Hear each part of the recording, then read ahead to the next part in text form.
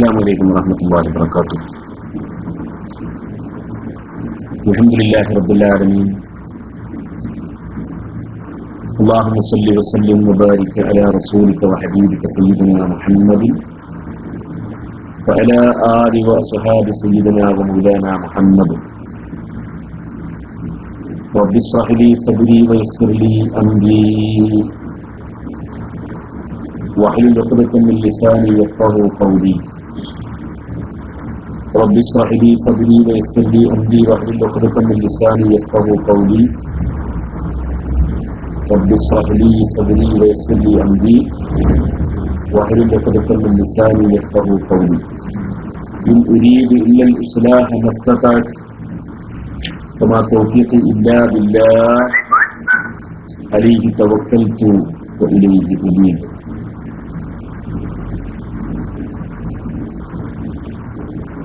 ബഹുമാന്യരായ സഹോദരന്മാരെ, ശബ്ദം നന്നായി കേൾക്കുന്നുണ്ടോ? പറയുന്ന ശബ്ദം കൃത്യമായി കേൾക്കുന്നുണ്ട് എന്ന് വിചാരിക്കാം. കാരണം ഒരുപാട് ദിവസമായി ക്ലാസ് റൂമിൽ വന്നിട്ട് അതിന് പുറമെ നെറ്റിന്റെ കണക്ഷനും ലാപ്പിന്റെ പ്രവർത്തനങ്ങളൊക്കെ പരിശോധിച്ചിട്ടില്ല. അപ്പോൾ അതുകൊണ്ട് കൃത്യമായി കേൾക്കുന്നുണ്ടല്ലോ അല്ലേ? ഇൻഷാ അല്ലാഹ്. അല്ലാഹു സുബ്ഹാനഹു വ തആല നമ്മുടെ ഈ സംസാരം അതുപോലെ കേൾക്കലെല്ലാം സ്വാലിഹായ ഒരു സൽക്കർമ്മമായി സ്വീകരിക്കട്ടെ. കുറച്ച് തമ്പുരാൻ നമ്മിൽ നിന്ന് വന്നുപോയ തെറ്റുകുറ്റങ്ങളെല്ലാം വിട്ടുപുറത്ത് മാറ്റാക്കി തരട്ടെ. അല്ലാഹുവിന്റെ ത്വാഅത്തിലായിട്ട്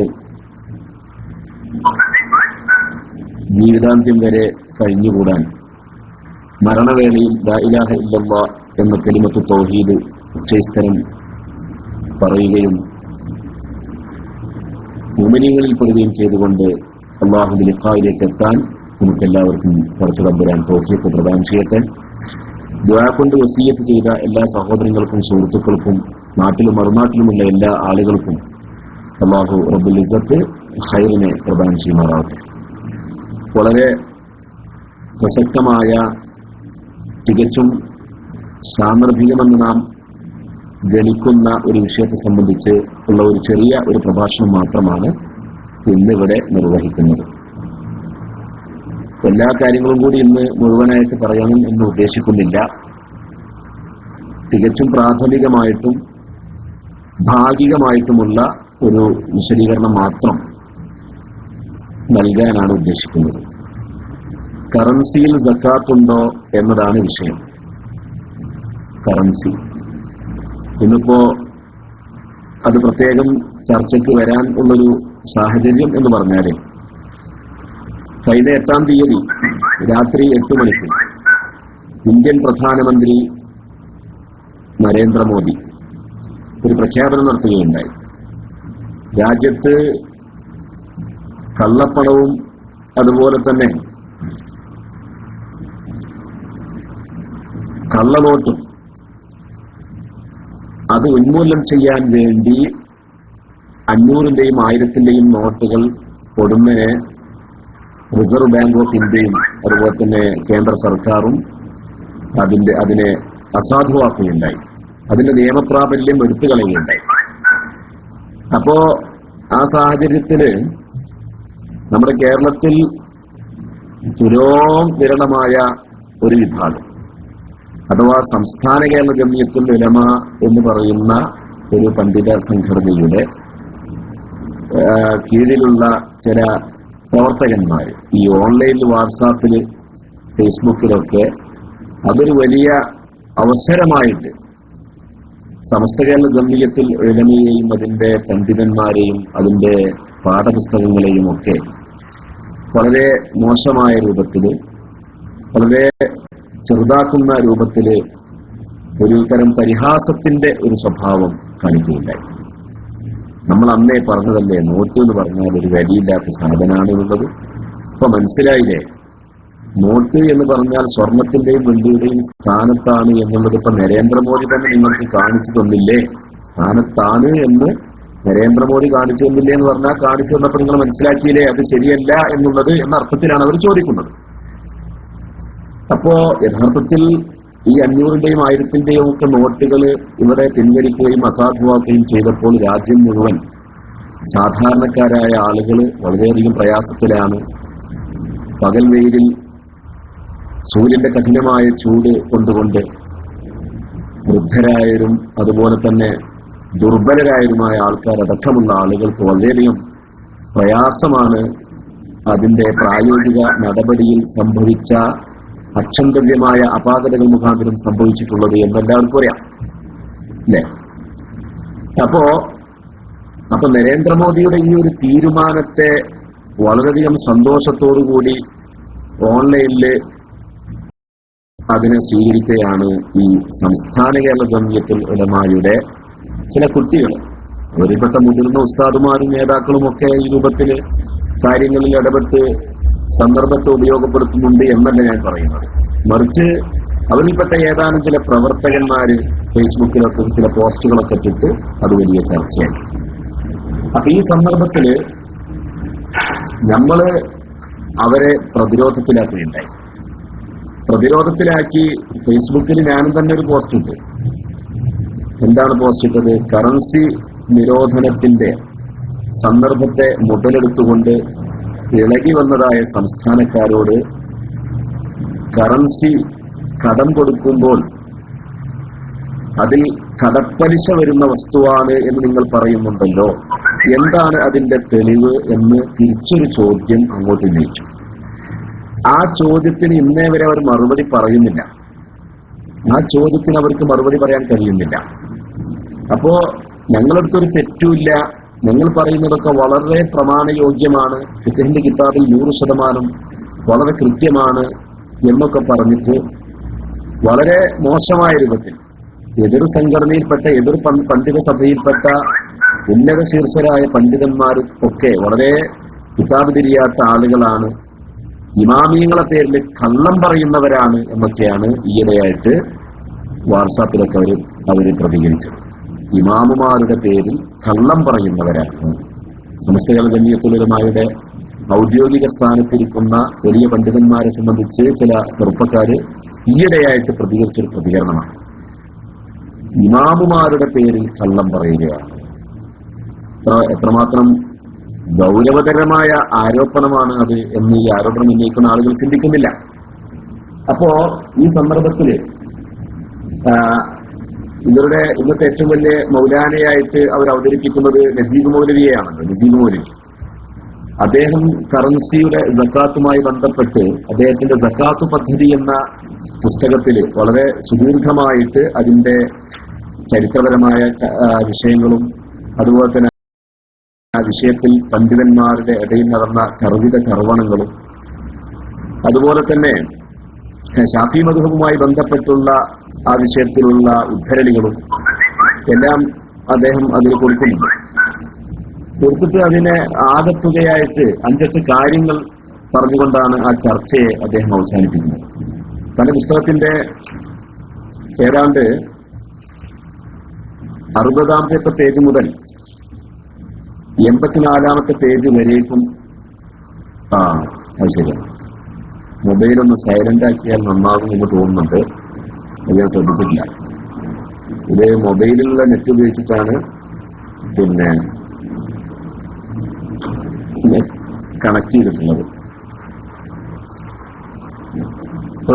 ഇനി കുഴപ്പമുണ്ടാവില്ല, ഞാൻ സൈലന്റ് ആക്കി വെച്ചിട്ടുണ്ട്. അൽഹംദുലില്ലാഹ്, അത് ഓർമ്മപ്പെടുത്തുന്നു.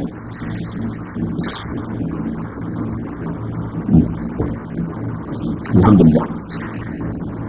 അപ്പോ ഇതില് 10-24 പേജ് നീണ്ട് അദ്ദേഹം പറഞ്ഞതിന് ശേഷം പിന്നെ പറഞ്ഞു, അതിന്റെ 7-ാം നമ്പറായിട്ട് പറയാം, വെള്ളിയുടെയും സ്വർണത്തിന്റെയും സ്ഥാനത്ത് നടക്കുന്ന നാണയമാണെന്നോ ഒരു വിലയാണെന്നോ ഒരു ധനമാണെന്നോ പറഞ്ഞുകൊണ്ട് സകാത്ത് ബാധകമായ പരിമിത ധനങ്ങളിൽ കറൻസി നോട്ടുകളെ നേരിട്ട് പെടുത്തുന്ന ഭീമാബദ്ധം ശാഫിഈ മദ്ഹബിന്റെ പേരിൽ മുമ്പൊരു പണ്ഡിതനും എഴുന്നള്ളിച്ചിട്ടില്ല. ഇപ്പോൾ ചില സ്വയം ഗവേഷകരൊഴികെ എന്ന് പറഞ്ഞിട്ട് സമസ്ത കേരള ജംഇയ്യത്തുൽ ഉലമായുടെ വിദ്യാഭ്യാസ ബോർഡിനെ സംബന്ധിച്ചാണ് അങ്ങനെ പറയുന്നത്. വളരെ രൂക്ഷമായ ഭാഷയിൽ അദ്ദേഹം അത് വളരെ രൂക്ഷമായ ഭാഷയിൽ തന്നെ അദ്ദേഹം ഇതിനെ സംബന്ധിച്ച് സംസ്ഥയെ സംബന്ധിച്ച് വളരെ രൂക്ഷമായിട്ട് തന്നെ എതിർക്കുന്നുണ്ട്.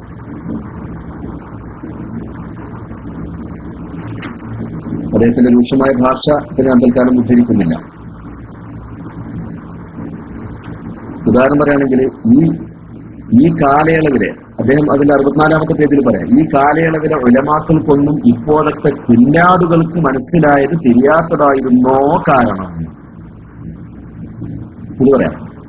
അല്ല, ഈയിടെ സമസ്തയിലുണ്ടായ പിളർപ്പിനെ തുടർന്ന് AP വിഭാഗം പുതിയ വിദ്യാഭ്യാസ ബോർഡും പുസ്തകങ്ങളൊന്നും ഉണ്ടാക്കിയപ്പോഴാണ് ഈ വക പലതും രംഗത്ത് വന്നത്. അപ്പോൾ EK ബോർഡും ഒരുപോലെ മത്സരിച്ചു. അപ്പൊ കുഞ്ഞാടുകളാണ് സമസ്തയുള്ള ആലിമീങ്ങൾ എന്നൊക്കെയാണ് ഇതിൽ എഴുതി കാണുന്നത്. അങ്ങനെ വളരെ തോന്നിയാസാണ്, അങ്ങട്ടാണെന്നൊക്കെ പല രൂപത്തിൽ പറയുന്നുണ്ട്. അതെല്ലാം കൂടി ഞാനിവിടെ വായിക്കുന്നില്ല. അപ്പൊ ഇദ്ദേഹം പറയുന്നത് വെള്ളിയുടെയും സ്വർണത്തിന്റെയും സ്ഥാനത്ത് നടക്കുന്ന നാണയമാണെന്നോ, ഏത് കറൻസിനെ പറ്റി ഒരു വിലയാണെന്നോ ഒരു ധനമാണെന്നോ പറഞ്ഞുകൊണ്ട് സക്കാത്ത് ബാധകമായ പരിമിത ധനങ്ങളിൽ കറൻസി നോട്ടുകളെ നേരിട്ട് കൊടുക്കുന്ന ഭീമാബദ്ധം ശാഫിഈ മദ്ഹബിന്റെ പേരിൽ മുമ്പൊരു പണ്ഡിതനും എഴുന്നള്ളിച്ചിട്ടില്ല, ഇപ്പോൾ ചില സ്വയം ഗവേഷകരല്ലാതെ എന്നാണ് ഇതിന്റെ 83-ാമത്തെ പേജിൽ പറഞ്ഞത്. അപ്പൊ ഇതിൽ അദ്ദേഹം പറയുന്നത് ഈ ആധുനിക കറൻസികൾ, ഇന്ന് നമ്മുടെ ഇടയിൽ പ്രാബല്യത്തിലിരിക്കുന്ന കറൻസികൾ, ഈ കറൻസികൾ വെള്ളിയുടെയോ സ്വർണത്തിന്റെയോ സ്ഥാനത്ത് വരുന്നില്ല. ഒന്ന്. രണ്ടാമത്തത് അതൊരു വില തന്നെയല്ല. മൂന്നാമത്തത് അതൊരു ധനവും അല്ല. അപ്പൊ അത് വസ്തുക്കൾ വാങ്ങാനുള്ള ഒരു വിലയാക്കാനും പറ്റൂല, അതിനെപ്പറ്റി ഒരു മാല്, ഒരു ധനം എന്നും പറയാൻ പറ്റൂല, അത് സ്വർണ്ണവെള്ളിയുടെ സ്ഥാനത്ത് വരുന്നതാണെന്നും പറയാൻ പറ്റൂല എന്നാണ് പറയുന്നത്. എന്നാൽ യഥാർത്ഥത്തിൽ ഒരു വസ്തുവിന് സ്വന്തത്തിൽ ഒരു പ്രയോജനം ഇല്ലാത്ത വസ്തുവാണെങ്കിൽ, ഒരു ഉപകാരമില്ലാത്ത വസ്തു, സ്വന്തത്തിൽ ആർക്കും ഒരു ഉപകാരമില്ല. ഉദാഹരണം 2 മണി ഗോതമ്പ്, അതല്ലെങ്കിൽ ഏതാനും മണി കടുകുമണി, അതുകൊണ്ട് ഒരു ഉപകാരമില്ലല്ലോ. 2-3 മണി കടുകുമണി കൊണ്ട് ഒരു കൂട്ടാൻ വെക്കാനും പറ്റില്ല. അപ്പോ ഫീ ഹദ്ദി ദാത്തിഹി, ഒരു പരിഗണനീയമായ ഒരു ഉദ്ദേശിക്കപ്പെടുന്നതായ ഒരു ഉപകാരം ഇല്ലാത്ത വളരെ നിസ്സാര വസ്തുക്കൾ, അതിനെപ്പറ്റി ധനം എന്ന് പറയാൻ പറ്റില്ല. അത് ഒരു ചാക്കിൽ ഒന്നിച്ച് ഗോതമ്പ് മണി ഉണ്ടാകുമ്പോ അത് ധനത്തിന്റെ ഭാഗമാകുമെങ്കിലും അത് ഒറ്റക്കെടുക്കുമ്പോൾ, 1-2 ഗോതമ്പ് മണിയോ ഏതാനും കടുകുമണിയോ ഒക്കെ ഒറ്റക്ക് നോക്കുമ്പോൾ അതിനെപ്പറ്റി ഒരു ധനം എന്ന്, അല്ലെങ്കിൽ ഒരു സമ്പത്ത് എന്ന്, അതല്ലെങ്കിൽ ഒരു വില നിശ്ചയിക്കപ്പെടുന്ന വസ്തു എന്ന് പറയപ്പെടാൻ പറ്റില്ല എന്നാണ്. അപ്പൊ അങ്ങനത്തെ വസ്തുവിനെ കച്ചവടം ചെയ്യാനും പറ്റും, വിൽക്കാനും പറ്റൂല. അതിൽ വിൽക്കാൻ പറ്റൂല എന്ന് പറഞ്ഞാൽ ആ വിൽപ്പന സഹീഹല്ല. കാരണം ബൈഇന്റെ ഷർത്താണ്, വിൽക്കപ്പെടുന്ന വസ്തു ആവട്ടെ, അതിന് നിശ്ചയിക്കുന്ന വിലയാവട്ടെ, ഇത് രണ്ടിന്റെയും ഷർത്താണ് അത് ഒരു ഉപകാരമുള്ള സാധനമായിരിക്കണം എന്നുള്ളത്. അതിന്റെ സ്വന്തത്തിൽ, അതിന്റെ തടിയുടെ പരിധിയിൽ അതിന് ഒരു ഉപകാരമുണ്ടാവണം എന്നുള്ളത്. അപ്പൊ ഈ ആധുനിക കറൻസികൾക്ക് ഒരു ഉപകാരവും ഇല്ല. അത് കേവലം ഗവൺമെന്റിന്റെ കൽപ്പന പ്രകാരം വിലമതിക്കപ്പെടുന്ന ഒരു കൽപ്പിത പണമാണ്, അല്ലെങ്കിൽ ശാസന പണമാണ്. അതിനപ്പുറം അതിനൊരു വിലയും ഇല്ല. ഉണ്ടായിരുന്നതെങ്കിൽ ഇന്ദിരാഗാന്ധിയുടെയോ അല്ലെങ്കിൽ മൊറാർജി ദേശായിയുടെയോ കാലത്ത് 500-ന്റെയും 1000-ന്റെയും ഒക്കെ നോട്ട് പിൻവലിച്ചപ്പോൾ പല വലിയ നോട്ടുകളും ആളുകൾ റോട്ടിലേക്ക് എറിഞ്ഞില്ലേ? ചിലരൊക്കെ അത് ചുരുട്ടിപ്പിടിച്ചിട്ട് പുക വലിച്ചില്ലേ? അപ്പൊ അതിനൊരു ജനങ്ങളുടെ ദൃഷ്ടിയിൽ സ്വന്തത്തിനൊരു വിലയില്ലല്ലോ എന്നാണ് അവർ ചോദിക്കുന്നത്. ആര് ചോദിക്കുന്നത്? സംസ്ഥാനക്കാർ ചോദിക്കുന്നത്. ഈ പറഞ്ഞ നജീബ് മൗലവിയൊക്കെ അയാളുടെ പുസ്തകത്തിൽ അതിലേക്കാണ് വിഷയങ്ങൾ കൊണ്ടുപോയിട്ടുള്ളത്. അതുപോലെ ഇപ്പോ നരേന്ദ്രമോദി ഇത് പിൻവലിച്ചു. നരേന്ദ്രമോദി ഇത് പിൻവലിച്ച സമയത്ത് 500-ന്റെ നോട്ടുകൾ 1000-ന്റെ നോട്ടുകൾ ഒരു വിലയുമില്ല. പക്ഷെ യഥാർത്ഥത്തിൽ ഇപ്പൊ പിൻവലിച്ചത് കഴിഞ്ഞ 8-ാം തീയതി ആണെങ്കിൽ ഞാൻ ഇന്നലെ വരെ അതിൽ നിന്ന് 1000 രൂപ എടുത്തിട്ട് പിന്നെ പെട്രോൾ അടിച്ചിട്ട് എന്റെ വണ്ടിയിൽ 150 കിലോമീറ്ററോളം ഞാൻ ഓടിയിട്ടുണ്ട്. അപ്പൊ 150 കിലോമീറ്ററോളം എനിക്ക് ഓടാനുള്ള മൂല്യം ആ അസാധുവാക്കിയ നോട്ടിന് ഇപ്പോഴും കിട്ടുന്നുണ്ട്. അത് വേറെ കാര്യം. ചില ഭാഗികമായ നിയന്ത്രണങ്ങൾ ഏർപ്പെടുത്തി എന്നുള്ളത് അതിന് പിന്നെ വിഘ്നമായി എനിക്ക് തോന്നിയിട്ടില്ല. ഏതാവട്ടെ, അപ്പൊ ഈ സന്ദർഭത്തില് അഥവാ വിൽപ്പനയുടെ പ്രധാനപ്പെട്ട ഒരു ഷർത്താണ് ഉപകാരമുള്ള വസ്തു ആയിരിക്കണം എന്നുള്ളത്. ഇങ്ങനെയുള്ള ഉപകാരമുള്ള വസ്തുവിനെ മാത്രമേ മുൻകൂർ കച്ചവടം എന്ന് പറയുന്ന ഒരു കച്ചവടം ഉണ്ടല്ലോ, അഥവാ ആദ്യം പണടച്ചിട്ട് നിശ്ചിത വിശേഷണങ്ങൾ നൽകപ്പെട്ട വസ്തുവിനെ ഒരു നിശ്ചിത കാലയളവിൽ ഇറക്കിത്തരാമെന്ന് മുൻകൂട്ടി പറയുന്ന കച്ചവടം അല്ലേ? നമ്മൾ പ്രീ പബ്ലിക്കേഷൻ എന്നൊക്കെ പറയുന്നത് പോലുള്ള കച്ചവടം, ആദ്യം പണം വാങ്ങുക പിന്നെ വസ്തു ഇറക്കി കൊടുക്കുക. അങ്ങനെയുള്ള ആ കച്ചവടത്തിന് കച്ചവടത്തിൽ ഇറക്കി കൊടുക്കപ്പെടുന്ന ചരക്ക് ഇങ്ങനെ ബൈഇന് പറ്റുന്നതായിരിക്കണം എന്ന് നിയമമുണ്ട്. അപ്പൊ ബൈഇന്റെ ഷർത്തുകളെല്ലാം പാലിക്കുമ്പോഴാണ് സലമ് എന്ന് പറയുന്ന മുൻകൂർ കച്ചവടം പറ്റുള്ളൂ. ആ കച്ചവടത്തിന് പറ്റുന്ന വസ്തു മാത്രമേ കടം കൊടുക്കാനും പറ്റുള്ളൂ. ഇതൊക്കെ ഫത്ഹുൽ മീൻ പോലുള്ള കിതാബുകളിലൊക്കെ പറഞ്ഞിട്ടുണ്ട്. ബഹുമാനപ്പെട്ട ഇമാം സൈനുദ്ദീൻ മഖ്ദൂം റളിയല്ലാഹു തആല അൻഹു പറഞ്ഞു, ഇന്നമാ യജൂസുൽ ഖർദു മിൻ അഹ്ലി തബറുഇൻ ഫീമാ യുസ്ലമു ഫീഹി മിൻ ഹയവാനിൻ ഔ ഗൈരിഹി വലു നഖ്ദൻ മൗസൂസൻ. കടം കൊടുക്കൽ ജായിസാകൽ അർഹരായ ആളുകളിൽ നിന്ന് അത് ജായിസാകൽ ഫീമ ഒരു വസ്തുവിൽ മാത്രമാണ്. യുസ്ലമു ഫീഹി അതിൽ മുൻകൂർ കച്ചവടം എന്ന് പറയുന്ന സലമ കച്ചവടം എന്നുള്ള ഇടപാടിന് പറ്റുന്ന വസ്തുവിലാണ്. അത് മൃഗങ്ങളാവട്ടെ അല്ലാത്ത വസ്തുക്കളാവട്ടെ, അത് വലവ് നഖദൻ മൗസൂസൻ കലർത്തപ്പെട്ടത്, ചെമ്പ് പോലോത്തത് കൂട്ടിച്ചേർക്കപ്പെട്ടതായ സ്വർണവെള്ളി നാണയമാണെങ്കിലും ശരി എന്ന് പറയുന്നുണ്ട്. അപ്പോ കടം കൊടുക്കാൻ പറ്റുന്ന വസ്തു, കടം കൊടുക്കുമല്ലോ. ഞാൻ നിനക്ക് 1000 കടം തന്നൂന്നോ, അല്ലെങ്കിൽ ഞാൻ നിനക്ക് ഈ മൊബൈൽ കടം തന്നൂന്നോ, അങ്ങനെ നമ്മൾ സാധാരണ വസ്തുക്കൾ കടം കൊടുക്കാറില്ലേ? കടം കൊടുക്കുന്ന വസ്തു എന്തായിരിക്കണം? സലമിന് പറ്റുന്ന വസ്തുവായിരിക്കണം. സലമിന് പറ്റുന്ന വസ്തു എന്ന് പറഞ്ഞാൽ ബൈഇന് പറ്റുന്ന വസ്തുവും ആയിരിക്കണം. ബൈഇന് പറ്റുന്ന വസ്തു ആവണമെന്നുണ്ടെങ്കിൽ അത് സ്വന്തത്തിൽ ഉപകാരമുള്ള വസ്തുവായിരിക്കണം. അപ്പൊ ഇവരുടെ വാദപ്രകാരം എന്ത് വന്നു? നോട്ടിന് സ്വയം ഒരു വിലയും ഇല്ല, അപ്പൊ അത് സലമിനും പറ്റുന്നതല്ല. അപ്പോൾ അത് കടത്തിനും പറ്റൂല. കടത്തിന് പറ്റൂലെങ്കിൽ പിന്നെ അതുകൊണ്ട് കടമിടപാടുണ്ടാവില്ലല്ലോ. കടമിടപാടില്ലെങ്കിൽ പിന്നെ അവിടെ കടപ്പലിശ എന്നുള്ളൊരു പ്രശ്നമേ ഉദിക്കൂലല്ലോ. കടമിടപാട് ഇല്ലെങ്കിൽ നടക്കൂലാത്തൊരു വസ്തുവിൽ എന്തിനാ കടപ്പലിശ ചർച്ച ചെയ്യുന്നത്? എന്നാൽ ഇതേ നജീബ് മൗലവി തന്നെ അദ്ദേഹത്തിന്റെ പ്രശ്നോത്തരം എന്നുള്ള പുസ്തകത്തിന്റെ 70-ാമത്തെ പേജിൽ പറയുന്നത് ഞാൻ നിങ്ങളുടെ മുമ്പിൽ വായിച്ചു തരാം. എന്താ പറയുന്നത്? ഒരു ചോദ്യം, 164-ാമത്തെ ചോദ്യം. 10 രൂപ അധികം തരണമെന്ന ഉപാധിയോടെ ഒരാൾ കടം വാങ്ങി, ഇത് പലിശയായല്ലോ, അപ്പോൾ നോട്ടിനു പലിശയില്ലേന്ന ചോദ്യം. ഉത്തരം, ആര് പറഞ്ഞു ഇല്ലെന്ന്? കടമിടപാടിൽ ദായകന് ഉപകാരമുള്ള എന്തു കാര്യം വ്യവസ്ഥ ചെയ്താലും അതെല്ലാം പലിശയാണ്, കടപ്പലിശ. ഇത് ഹറാമുമാണ്. ഫത്ഹുൽ മുഈൻ പേജ് 236. അപ്പോ കറൻസി കടം കൊടുക്കുന്നു, നോട്ട് കടം കൊടുക്കുന്നു, ബാങ്കിലോ മറ്റോ കടം കൊടുക്കുന്നു, അതിന് ഏറെ പണം തിരിച്ചു തരണം എന്ന് വ്യവസ്ഥ ചെയ്യുകയാണെങ്കിൽ അവിടെ കടപ്പലിശ വരുന്നു, അത് ഹറാമാണ് എന്നാണ് നജീബ് മൗലവി ഇവിടെ പറഞ്ഞത്. ഞാൻ നജീബ് മൗലവിയോട് ചോദിക്കട്ടെ, ഇത് നിങ്ങൾ കടപ്പലിശ വരുമെന്ന് പറയാൻ ഇവിടെ കടം നടക്കുന്നില്ലല്ലോ. കടം എന്ന് പറയുന്ന ഒരു ഇടപാട് തന്നെ അവിടെ നടക്കുന്നില്ലല്ലോ. പിന്നെങ്ങനെയാണ് അവിടെ കടപ്പലിശ വരിക? കാരണം കടമിടപാട് നടത്തപ്പെടുന്ന വസ്തു ആവാൻ അത് സലമിന് പറ്റണമെന്നല്ലേ? സലമിന് പറ്റണമെന്നുണ്ടെങ്കിൽ അത് ബൈഇന് പറ്റണമെന്നല്ലേ? ബൈഇന്റെ ഷർത്തല്ലേ അൻ-നഫ്ഉ ഫീ ഹദ്ദി ദാത്തിഹി എന്ന് പറഞ്ഞത്? നിങ്ങളല്ലേ പറഞ്ഞത് ആധുനിക കറൻസികൾക്ക് സ്വന്തത്തിൽ വിലയില്ല എന്ന്? അല്ലെങ്കിൽ നിങ്ങളുടെ പ്രവർത്തകന്മാര് ഓൺലൈനിലും ഫേസ്ബുക്കിലും വാട്സാപ്പിലും അതങ്ങനെ തന്നെ പറയുന്നുണ്ടല്ലോ. പിന്നെ നിങ്ങൾ എന്ത് അടിസ്ഥാനത്തിലാണ് ഇതിൽ കടപ്പലിശ വരുമെന്ന് പറയുന്നത്? അപ്പൊ നിങ്ങൾ ഇവിടെ നിങ്ങളുടെ സകാത്ത് പദ്ധതി എന്ന പുസ്തകത്തിൽ എഴുതിയതും പ്രശ്നോത്തരം എന്ന പുസ്തകത്തിൽ എഴുതിയതും പരസ്പരം വൈരുദ്ധ്യമാണ്. ഈ വൈരുദ്ധ്യം നിങ്ങൾ എന്തുകൊണ്ട് ചിന്തിച്ചില്ല?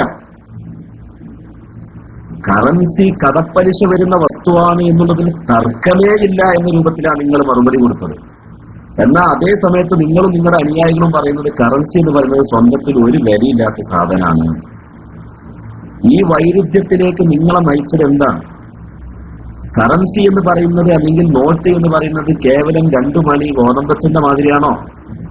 അതല്ലെങ്കിൽ ഏതാനും കടകുമണികൾക്ക് തുല്യമാണോ ഒരു ഉപകാരമില്ലാത്ത വസ്തു എന്ന് പറയാൻ? ഉപകാരമില്ലാത്ത വസ്തു എന്ന് പറഞ്ഞിട്ട് നിങ്ങൾ കടപ്പലിശയുടെ അവർക്ക് എത്തിയപ്പല്ലേ അത് ഉപകാരമുള്ള വസ്തുവാക്കിയത്? സകാത്തിന്റെ വിഷയം പറയുമ്പോൾ ഉപകാരമില്ല എന്നും കടപ്പലിശയുടെ വിഷയത്തുമ്പോൾ ഉപകാരമുണ്ട് എന്നും പറയാൻ കാരണം എന്താണ്? എന്താണ് അതിന്റെ ഇടയിലുള്ള ആ വൈരുദ്ധ്യം? നിങ്ങൾ എങ്ങനെ ജംഅ് ചെയ്യും? അത് നിങ്ങൾ എങ്ങനെ സംയോജിപ്പിക്കും? ഇത് കൃത്യമായിട്ട് സംസ്ഥാന കേരള ജംഇയ്യത്തുൽ ഉലമായുടെ ഉസ്താദുമാരും എന്റെ സഹൃദയരായ അതിന്റെ പ്രവർത്തകരായ സുഹൃത്തുക്കളും ഇതിന് മറുപടി പറയണം. ഓൺലൈനിൽ നിങ്ങൾ കറൻസിയുടെ സക്കാത്തുമായി ബന്ധപ്പെട്ട് ഫേസ്ബുക്കിലും വാട്സാപ്പിലും നിങ്ങൾ നിരന്തരമായ ചർച്ചകൾ ഉന്നയിക്കുമ്പോൾ ഈ ചോദ്യത്തിന് മുമ്പിൽ നിങ്ങളെന്താ മറുപടി പറയാത്തത്? ആകെ ഒരു മറുപടിയാ പറഞ്ഞത്, ചെലവിന് പറ്റുന്ന വസ്തുക്കളെല്ലാം കടം കൊടുക്കാനും പറ്റും എന്ന് മിൻഹാജിലുണ്ടല്ലോ, അതിൽ കറൻസിയെ ഒഴിവാക്കിയിട്ടില്ല എന്നാണ് നിങ്ങൾ പറഞ്ഞത്. ആകെ ഒരു മറുപടിയാ തന്നത്. എന്നാൽ അവിടെ രണ്ടാമത് നമ്മുടെ പക്ഷത്തുനിന്ന് ചോദ്യം വന്നു, പക്ഷേ ചെലവിന് പറ്റണമെന്നുണ്ടെങ്കിൽ ബൈഇന്റെ ഷർത്ത് പാലിക്കേണ്ടതല്ലേ?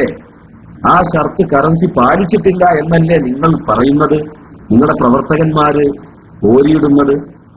പിന്നെന്താ നിങ്ങൾ കടപ്പലിശയോട് അവിടെ വരുന്ന സമയത്ത് അതിന് സ്വന്തത്തിൽ ഉപകാരമുണ്ട് എന്നുള്ളിടത്തേക്ക് നിങ്ങൾ കളം മാറ്റിയത് എന്തിനാണ്? എന്തിന് നിങ്ങൾ കളം മാറ്റി? അപ്പൊ ഈ ചോദ്യം വളരെ കൃത്യമായിട്ട് സംസ്ഥാന കേരള ജംഇയ്യത്തുൽ ഉലമായുടെ ഉസ്താദുമാരും അതിന്റെ പ്രവർത്തകന്മാരും വിശദീകരിച്ചു തരേണ്ട കാര്യമാണ്. ഞാനൊരിക്കലും അവരെ അപമാനിക്കുന്ന ഭാഷ ഉപയോഗിക്കുന്നില്ല, അതല്ലെങ്കിൽ അവരെ അവഹേളിക്കുന്ന വാക്കുകൾ ഉപയോഗിക്കുന്നില്ല. കാരണം അത് തികച്ചും ശരിയല്ല എന്ന വീക്ഷണമാണ്. പരസ്പര ബഹുമാനം നിലനിർത്തിക്കൊണ്ട് തന്നെ ഒരുപക്ഷെ നമ്മൾ പറയുന്നിടത്ത് എന്തെങ്കിലും നമുക്ക് മനസ്സിലാവാത്ത അല്ലെങ്കിൽ പിന്നെ നമ്മുടെ ചെറിയ ബുദ്ധിയും വളരെ ലോലമായ വളരെ ശുഷ്കമായ അറിവും വെച്ച് ചിന്തിച്ചപ്പോൾ തോന്നിയതായിരിക്കാം. അതിനെ മറ്റൊരാൾ തിരുത്തി തരികയാണെങ്കിൽ പറഞ്ഞു തരികയാണെങ്കിൽ അത് എത്രയോ സ്വീകാര്യമാണ്, ഉപകാരമാണ്, ഖൈറാണ് എന്നുള്ള അഭിപ്രായമാണ് എനിക്കുള്ളത്. സമസ്ത കേരള ഇസ്ലാമിക് ക്ലാസ് റൂമിന്റെ പ്രവർത്തകന്മാർക്കും അതേ അഭിപ്രായമേ ഉള്ളൂ. അല്ലാതെ ഒരു പുതിയ ഒരു സംഭവവികാസത്തിനെ മുൻനിർത്തിക്കൊണ്ട് പണ്ഡിത സഭകൾ തമ്മിൽ പരസ്യമായ വാഗ്വാദങ്ങൾ നടത്തണം എന്ന് ഇവിടെ ആർക്കും അഭിപ്രായമില്ല.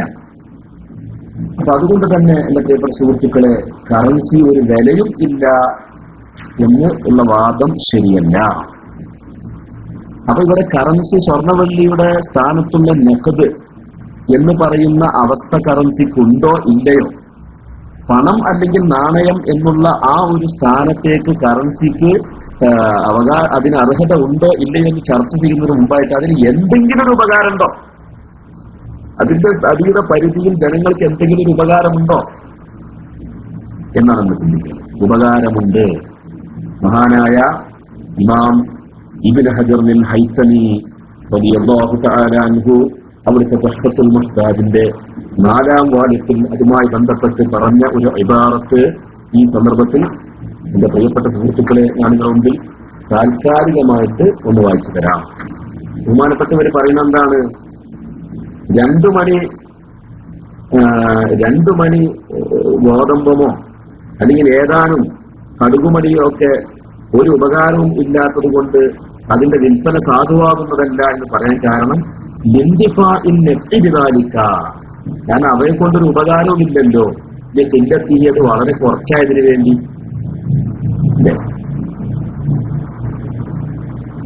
എന്തുകൊണ്ടാണ് നീ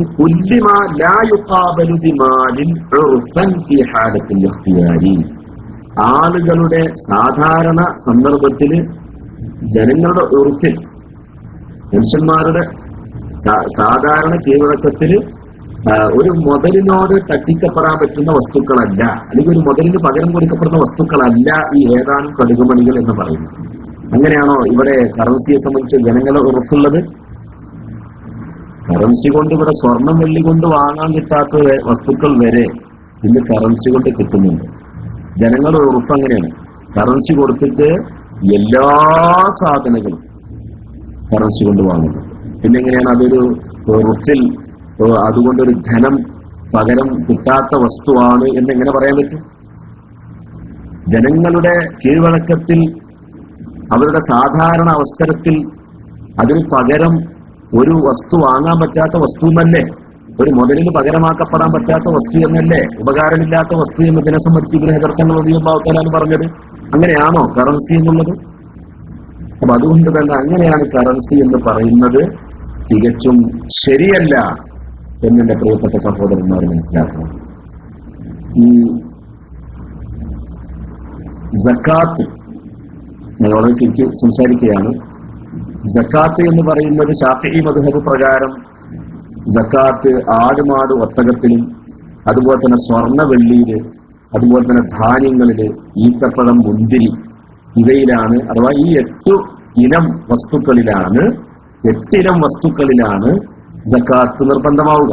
എല്ലാ വസ്തുക്കളിലും സക്കാത്ത് നിർബന്ധം. ചക്കയിലും മാങ്ങയിലും അടക്കയിലും തേങ്ങയിലും ഒക്കെ സക്കാത്ത് നിർബന്ധമാകും എന്നുള്ള ഒരു നിയമം ശാഫി മദ്ഹബിൽ ഇല്ല. 8 ഇനം വസ്തുക്കളിലാണ്: ആടുമാട്, ഒട്ടകം, അതുപോലെ തന്നെ ധാന്യങ്ങൾ, സ്വർണം, വെള്ളി.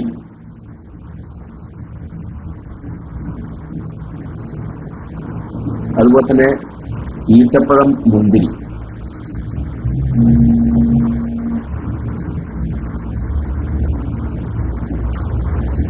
ഇവയിലാണ് സക്കാത്ത് നിർബന്ധമാണ്, 8 ഇനം വസ്തുക്കളിൽ. അപ്പൊ അവിടെ ഒരു ചോദ്യം വരും. എന്താണ് ചോദ്യം വരുന്നത്? അങ്ങനെയാണ് ഈ കച്ചവടച്ചരക്ക്, ഒരാൾ മീൻ കച്ചവടം ചെയ്യാണ് അല്ലെങ്കിൽ വിറകും കച്ചവടം ചെയ്യാണ്, ഇങ്ങനത്തെ വസ്തുക്കളിലൊക്കെ അതിന്റെ നിയമപ്രകാരം സക്കാത്ത് നിർബന്ധമാണല്ലോ. അത് 8 ഇനത്തിൽ എങ്ങനെ ഉൾപ്പെടും? ആകെ 8 ഇനത്തിലെ നിർബന്ധമാകുകയുള്ളൂ എന്ന് ഷാഫി ഫിഖ്ഹിലൊക്കെ കാണാം. അപ്പൊ പിന്നെ കച്ചവടച്ചരക്കിനെ എന്തിൽ ഉൾപ്പെടുത്തും? കച്ചവടച്ചരക്കിൽ സക്കാത്ത് ഉണ്ടല്ലോ. അതിന് മറുപടിയായിട്ട് പറഞ്ഞത്, കച്ചവടച്ചരക്ക് എന്ന് പറഞ്ഞാൽ ആ ചരക്കിന്റെ റാത്തിനെയല്ല സക്കാത്ത് കൊടുക്കുന്നത്, മറിച്ച് ആ ചരക്കിനെ വില കെട്ടിയിട്ട് അതിന്റെ മൂല്യമായ പണത്തിനെയാണ് സക്കാത്ത് കൊടുക്കുന്നത്. അപ്പൊ അത് പണത്തിന്റെ അഥവാ സ്വർണ്ണ വെള്ളിയുടെ സക്കാത്തിന്റെ പരിധിയിൽ അത് ഉൾപ്പെട്ടു എന്നാ മനസ്സിലായില്ലേ? അത് ബഹുമാനപ്പെട്ട ഫുഖഹാക്കൾ അത് രേഖപ്പെടുത്തിയിട്ടുണ്ട്. ലം യുദ്ക്കർ ഉറൂദ് തിജാറ മഅ അന്നഹാ മദ്കൂറത്തുൻ ഫിൽ ഇജ്മാൽ ഇല്ലാ അൻ യുഖാല ഇന്നഹാ ദാഖിലത്തുൻ ഫിൽ ദഹബി വൽ ഫിദ്ദ. കച്ചവടച്ചരക്കുകൾ സ്വർണ്ണ വെള്ളിയിൽ അത് ദാഖിലാണ്, അത് കടന്നതാണ് എന്നതായതുകൊണ്ടാണ് 8 ഇനം വസ്തുക്കൾ എന്ന് പറഞ്ഞതിൽ, അല്ലെങ്കിൽ 8 ജാതി വസ്തുക്കൾ എന്ന് പറഞ്ഞതിൽ കച്ചവടച്ചരക്കിനെ ഉൾപ്പെടുത്താതിരുന്നത് എന്ന് ബഹുമാനപ്പെട്ട ഫുഖഹാക്കൾ പറഞ്ഞിട്ടുണ്ട്. ഇനി അതിൽ നിന്നുള്ള സ്വർണ്ണവെള്ളി, ഈ സ്വർണ്ണവെള്ളി എന്നുള്ളതിൽ സക്കാത്ത് ഉണ്ടായത് എങ്ങനെയാണ്? അതിലൊരു ഇല്ലത്തുണ്ട്. അത് കേവലം ഹിക്മത്ത് മാത്രമല്ല, അത് ഇല്ലത്തായിട്ട് തന്നെയാണ്. അഥവാ ആ ഇല്ലത്ത് ഉള്ള സന്ദർഭത്തിൽ സക്കാത്ത് നിർബന്ധമാകും, ഇല്ലത്ത് ഇല്ലാതെയാകുന്ന സന്ദർഭത്തിൽ സക്കാത്ത് ഒഴിവാകുകയും ചെയ്യും. കേവലം ഹിക്മത്തല്ല. ഹിക്മത്താകുമ്പോ ഉണ്ടായിക്കൊള്ളുന്നില്ല, ഉണ്ടായത് കൊണ്ട് ഹുക്കും ഉണ്ടായിക്കൊള്ളുന്നില്ല, ഇല്ലാത്തത് കൊണ്ട് ഹുക്കും നഷ്ടപ്പെട്ടത് കൊള്ളണമെന്നില്ല. അങ്ങനെയൊക്കെയുള്ളൊരു വിഷയമാണ് ഹിക്മത്ത് എന്ന് പറയുന്നത്. ഞാൻ അതിന്റെ വിശദീകരണത്തിലേക്ക് പോകുന്നില്ല. ഇവിടെ ഇല്ലത്താണ് നിമിത്തം. സ്വർണ്ണവെള്ളിയിൽ സക്കാത്ത് നിർബന്ധമാവാനുള്ള കാരണം നഖ്ദിയ്യത്ത് എന്നാണ്. നഖ്ദിയ്യത്ത് ഇമാം ഇബ്നു ഹജർ തുഹ്ഫയിലെ 3-ാം വാല്യം 410 പേജിൽ പറഞ്ഞു, ഫഇന്നൽ ഇല്ലത ഫീഹി അൻ-നഖ്ദിയ്യത്ത്. സ്വർണ്ണവെള്ളിയിലുള്ള സക്കാത്തിന്റെ ഇല്ലത്ത് നഖ്ദിയ്യത്ത്, അത് നഖ്ദാവുക എന്നതാണ്. കൗനുഹു നഖ്ദൻ എന്നാണ് അതിനെപ്പറ്റി മൗലിയിൽ ഇബാറത്ത് 1-ാം വാല്യം 410 പേജ്. അതുപോലെ സമനാവുക, വിലയാവുക എന്നുള്ള ഇബാറത്ത് ഫുഖഹാക്കൾ നൽകിയതായിട്ട് കാണാൻ കഴിയും. കൗനുഹുമാ മുഅദ്ദൻ ലിന്നമായി, ഒരാളുടെ ധനവികസനത്തിന് തയ്യാറാക്കപ്പെട്ടതാവുക. ഇമാം ഷിറാസി റളിയല്ലാഹു തആല അൻഹു മുഹദ്ദബിന്റെ 6-ാം വാല്യം 2-ാമത്തെ പേജിൽ പറഞ്ഞു, വലി അന്ന ദഹബ വൽ ഫിദ്ദത മുഅദ്ദൻ ലിന്നമാ, അത് നമാഇൻ, ഒരാളുടെ ധനത്തിന്റെ സമ്പൽശേഷിയുടെ വികാസത്തിന് വേണ്ടി ഒരുക്കപ്പെട്ടതാവുക. കൗനുഹു മുഅദ്ദൻ ലിസ്സർഫി, സ്വർണം വെള്ളി എന്ന് പറഞ്ഞാൽ സ്വന്തത്തിൽ ഉപയോഗിക്കാനുള്ളതല്ല, അത് ചെലവാക്കാനുള്ളതാണ്. നിഹായുടെ 1-ാം വാല്യം 129-ാമത്തെ പേജിൽ അത് മുഅദ്ദൻ ലിസ്സർഫി, അത് ചെലവഴിക്കാൻ വേണ്ടി സൃഷ്ടിക്കപ്പെട്ടത് അല്ലെങ്കിൽ തയ്യാറാക്കപ്പെട്ടത്. അതുപോലെ തന്നെ ലിൽ ഇസ്തിഗ്നാഇ അനിൽ ഇന്തിഫാഇ ബിഹിമാന, മൗലിയിൽ തന്നെ മറ്റൊരു സ്ഥലത്ത് കാണാം, ഇന്ന സക്കാത്തുഹു, സ്വർണ്ണവെള്ളിയുടെ സക്കാത്ത് തുനാത്തു, അതിന് ശിക്ഷിക്കപ്പെടും. ഇസ്തിഗ്നാഇ അനിൽ ഇന്തിഫാഇ, സ്വയം അത് ഉപയോഗിക്കപ്പെടുന്നതിനെ തൊട്ട് ഐശ്വര്യമായതാണ്. പിന്നെന്താണത്? അത് മുത്തലഫാത്തിന്റെ അഥവാ ഉപയോഗിച്ച് നഷ്ടപ്പെടുത്തുന്നതായ ധനത്തിന്റെയും അതുപോലെ തന്നെ മൻഫഅത്തുകളുടെയും അവയുടെ വിലയായിട്ട് ആണ് അതിന്റെ ഉപയോഗമുള്ളത് എന്നതുകൊണ്ടാണ്. ലാബി ജൗഹരി, സ്വർണം സ്വർണമായതിന്റെ പേരിലല്ല, വെള്ളി വെള്ളിയായതിന്റെ പേരിൽ അല്ല, മറിച്ച് സ്വർണവും വെള്ളിയും അത് മുത്തലഫാത്തിന്റെ അഥവാ ഉപയോഗിച്ച് തീർക്കപ്പെടുന്ന വസ്തുക്കളുടെ വിലയാവുക, അതുപോലെ തന്നെ മൂല്യമാവുക, വിനിമയ മാധ്യമമാവുക, സ്വന്തം ഉപകരിക്കാത്തതാവുക, ചെലവാക്കാൻ വേണ്ടി തയ്യാറാക്കപ്പെട്ടതാവുക, അത് ധനവികാസത്തിന് വേണ്ടി ഒരുക്കപ്പെട്ടതാവുക, ഇങ്ങനെയൊക്കെയാണ് സ്വർണ്ണവെള്ളിയിൽ സക്കാത്ത് ഉണ്ടാവാനുള്ള ഇല്ലത്തായിട്ട് ബഹുമാനപ്പെട്ട ഫുഖഹാക്കൾ പറഞ്ഞിട്ടുള്ളത്. അപ്പൊ ആ ഇല്ലത്തിൽപ്പെട്ട ആ സമനീയത്ത് അല്ലെങ്കിൽ നഖദിയത്ത്, ആ പ്രയോഗം ഫുഖഹാക്കൾ കർമ്മശാസ്ത്ര പണ്ഡിതന്മാർ അഥവാ ശാഫിഈ മദ്ഹബിന്റെ ഫിഖ്ഹിന്റെ കിതാബുകളും പല അധ്യായങ്ങളിലും പല അർത്ഥത്തിൽ ഉപയോഗിക്കും. എല്ലാ അധ്യായത്തിലും എല്ലാ വാക്കും ഒരേ അർത്ഥത്തിലാവണം എന്നില്ല. ഉദാഹരണം പറയുകയാണെങ്കിൽ, ശേഷിയുള്ളവൻ, സാമ്പത്തിക ശേഷിയുള്ളവൻ എന്ന അല്ലെങ്കിൽ ധനവാൻ എന്ന അർത്ഥത്തിലുള്ള വലിയ, അത് ഫിഖ്ഹിന്റെ പല ബാബുകളിലും പല അർത്ഥത്തിലാണ് ഉപയോഗിക്കുക. സക്കാത്തിന്റെ ബാബിൽ ഒരു അർത്ഥമുണ്ട്, അതുപോലെ പല ബാബുകളിലും പല അർത്ഥത്തിലും. മുആമലാത്തിന്റെ ബാബുകളിൽ വേറൊരു അർത്ഥമാണ്, അതുപോലെ ഫർദ് കിഫായകൾ വിശദീകരിക്കുന്ന സ്ഥലത്ത് വേറൊരു അർത്ഥത്തിലാണ് ഉപയോഗിച്ചിട്ടുള്ളത്. അതുപോലെ തന്നെ ഭാര്യമാർക്ക് നഫക്ക ചെലവ് കൊടുക്കുന്ന വിഷയം ചർച്ച ചെയ്തിടത്ത് വേറൊരു അർത്ഥത്തിലാണ് ഉപയോഗിച്ചിട്ടുള്ളത്. അതുപോലെ സുന്നത്തായ സദഖയുടെ വിശദീകരണത്തിൽ അതിന് മറ്റൊരർത്ഥമാണുള്ളത്. ഇങ്ങനെ പല അർത്ഥം എന്നതുപോലെ നഖദിയത്തിന് പല അധ്യായത്തിലും പല അർത്ഥമാണുള്ളത്. എല്ലാ അധ്യായത്തിലും ഒരേ അർത്ഥമാണെന്ന് പറയാൻ പറ്റില്ല, ഒരുപാട് അർത്ഥമുണ്ട്. ഇപ്പൊ പ്രത്യേകം നാടുകളിൽ മാത്രം നടപ്പുള്ള പണം, അതുപോലെ ഒരു നാട്ടിൽ നടപ്പുള്ള പണം, അത് സവാവുൽക്കാന ഈ ബലദിൻ ആഖറ അംല, മറ്റൊരു നാട്ടിൽ അത് നടപ്പുണ്ടാവട്ടെ, ഇല്ലാതിരിക്കട്ടെ. അതുപോലെ അക്സറുൽ ബിലാദിൽ അധിക നാടുകളിലും നടക്കുന്ന പണം, അതുപോലെ തന്നെ അധിക നാടുകളിലും പണം ആകാനുള്ള ഗുണമുള്ളത്, അധിക നാടുകളിലും പണം ആകാനുള്ള ലോഹപരമായ ഗുണമുള്ളത്, ഇങ്ങനെ പല അർത്ഥത്തിലും ഫുഖഹാക്കൾ നഖദ് എന്നുള്ള വാക്ക് ഉപയോഗിച്ചിട്ടുണ്ട്. ഞാൻ അതിന്റെ എല്ലാ ഇബാറത്തും കൂടി ഇപ്പോൾ തൽക്കാലം വായിക്കുന്നില്ല. ഇൻഷാ അല്ലാഹ് പിന്നീട് മറ്റൊരവസരത്തിൽ നമുക്ക് വായിക്കാം. ഇവിടെ കറൻസികൾ എന്ന് പറയുമ്പോൾ എന്താണ്? ആദം നബി അലൈഹി ഇസ്ലാമിന്റെ കാലത്ത് തന്നെ സ്വർണത്തിന്റെയും വെള്ളിയുടെയും ദിർഹമുകൾ അല്ലെങ്കിൽ ദീനാർ, വെള്ളിയുടേതല്ല സ്വർണത്തിന്റെ ദീനാർ പ്രയോഗത്തിലുണ്ടായിരുന്നു എന്ന് സൂചിപ്പിക്കുന്ന ഒരു ഹദീസ് ഇമാം ഇബ്നു അബീ ശൈബ അവരുടെ മുസന്നഫിൽ ഉദ്ധരിച്ചതായിട്ട് ഇമാം സുയൂത്തി റളിയല്ലാഹു തആല അൻഹു അൽ-ഹാദിൽ പറഞ്ഞതായിട്ട് നമുക്ക് കാണാൻ കഴിയും. അത് ചരിത്രപരമായിട്ട് അത് എത്രത്തോളം അത് തെളിയിക്കപ്പെട്ടതാണോ അല്ലയോ എന്നുള്ള ആ ഒരു പഠനത്തിലേക്ക് തൽക്കാലം ഞാൻ മുതിരുന്നില്ല. ഞാൻ എൻ്റെ ഒരു പ്രസംഗത്തിൽ ഈ അടുത്ത് ആ സുയൂത്തി ഇമാമിന്റെ പ്രസ്താവനയെ സംബന്ധിച്ച് പറഞ്ഞപ്പോൾ ആ പ്രഭാഷണം കേട്ട ഒരു സാമ്പത്തിക വിദഗ്ധനായ ഒരു മനുഷ്യൻ എന്നോട് പറഞ്ഞു, നിങ്ങൾ ഇപ്പൊ ആ പറഞ്ഞത്, അഥവാ ആദം നബി അലൈഹി ഇസ്ലാമിന്റെ കാലത്ത് തന്നെ സ്വർണ്ണ നാണയം ഉണ്ടായിരുന്നു, അതുകൊണ്ട് വിനിമയം നടന്നിരുന്നു എന്ന് നിങ്ങൾ പറഞ്ഞത് യുക്തിക്ക് യോജിക്കുന്നില്ല എന്ന് പറഞ്ഞാൽ അദ്ദേഹം ഉദ്ദേശിച്ചത് അദ്ദേഹം മനസ്സിലാക്കിയ അറിവിനോടത് യോജിക്കുന്നില്ല എന്ന അർത്ഥത്തിൽ. ഞാൻ അദ്ദേഹത്തോട് പ്രതികരിച്ചു, നമ്മള് സാമ്പത്തിക ശാസ്ത്രത്തിൽ പഠിക്കുന്ന ചരിത്രങ്ങളും അതുപോലെ തന്നെ ഇസ്ലാമിക ശാസ്ത്രങ്ങളിൽ പ്രതിപാദിക്കുന്ന അറിവുകളും തമ്മിൽ പലപ്പോഴും ഏറ്റുമുട്ടാറുണ്ട്. ഉദാഹരണം പറയുകയാണെങ്കിൽ, ഒന്നാമത്തെ മനുഷ്യനായിട്ട് ആദം നബി അലൈഹി ഇസ്ലാമിനെയാണല്ലോ നമ്മൾ പരിചയപ്പെടുത്തുന്നത്. സ്കൂളിന്റെ പുസ്തകത്തിൽ എത്രയോ 10,000, 50,000 ലക്ഷം വർഷങ്ങൾക്ക് മുമ്പ് തന്നെ മനുഷ്യന്മാരുടെ ഉൽപ്പത്തിയെ സംബന്ധിച്ച് പറയുന്നുണ്ട്. അത് തന്നെ കുരങ്ങിൽ നിന്ന് പരിണമിച്ചുണ്ടായതാണെന്നും പറയുന്നുണ്ട്. അങ്ങനെ പല രൂപത്തിൽ പറയുന്നുണ്ട്. അപ്പോ ഇസ്ലാമിക ശാസ്ത്രം അത് വഹയിന്റെ അടിസ്ഥാനത്തിലുള്ള ഇൽമായിരിക്കും, അതേസമയത്ത് ഭൗതിക ശാസ്ത്രത്തിൽ മനുഷ്യന്റെ നിരീക്ഷണങ്ങളുടെ അടിസ്ഥാനത്തിൽ പറയുന്ന ഇൽമായിരിക്കും. ആ രണ്ട് ഇൽമും തമ്മിൽ പലപ്പോഴും ഏറ്റുമുട്ടാൻ സാധ്യതയുണ്ട് എന്ന് ഞാൻ അദ്ദേഹത്തോട് സൂചിപ്പിക്കുകയുണ്ടായി. അപ്പോ ഏതായാലും പൗരാണിക കാലത്ത് തന്നെ സ്വർണ്ണവെള്ളികളുണ്ട്, അവയുടെ വിനിമയ ഉപയോഗങ്ങൾ നടക്കുന്നുണ്ട്. അതിനിടയിൽ പിന്നീട് സ്വർണ്ണവെള്ളികൾ അല്ലാത്ത ലോഹങ്ങൾ ഉപയോഗിച്ചുകൊണ്ട്, അതുപോലെ തന്നെ ധാന്യങ്ങൾ ഉപയോഗിച്ചുകൊണ്ട്, അതുപോലെ തോലുകൾ, മൃഗത്തിന്റെ തോലുകളൊക്കെ ഉപയോഗിച്ചുകൊണ്ടുള്ള പ്രത്യേക പണം മനുഷ്യന്മാർ ഉണ്ടാക്കുകയും അതുപയോഗിച്ചുകൊണ്ട് വസ്തുക്കൾ വാങ്ങുകയും വിൽക്കുകയും മറ്റു ക്രയവിക്രയങ്ങളും ഇടപാടുകളും നടത്തുകയും ചെയ്തതൊക്കെ ചരിത്രത്തിൽ നമുക്ക് വിശദമായിട്ട് കാണാൻ സാധിക്കും. അത് നമ്മുടെ വിജ്ഞാനകോശങ്ങളൊക്കെ പരിശോധിച്ചാൽ പണം, കറൻസി, നാണയം പോലുള്ള കാര്യങ്ങൾ വിശദീകരിക്കുന്ന സ്ഥലത്ത് ആ കാര്യങ്ങളൊക്കെ വിശദമായി പറയുന്നുണ്ട്. എന്നാൽ കറൻസികൾ എന്ന് പറയുന്നത് കടലാസു പണങ്ങളാണ്.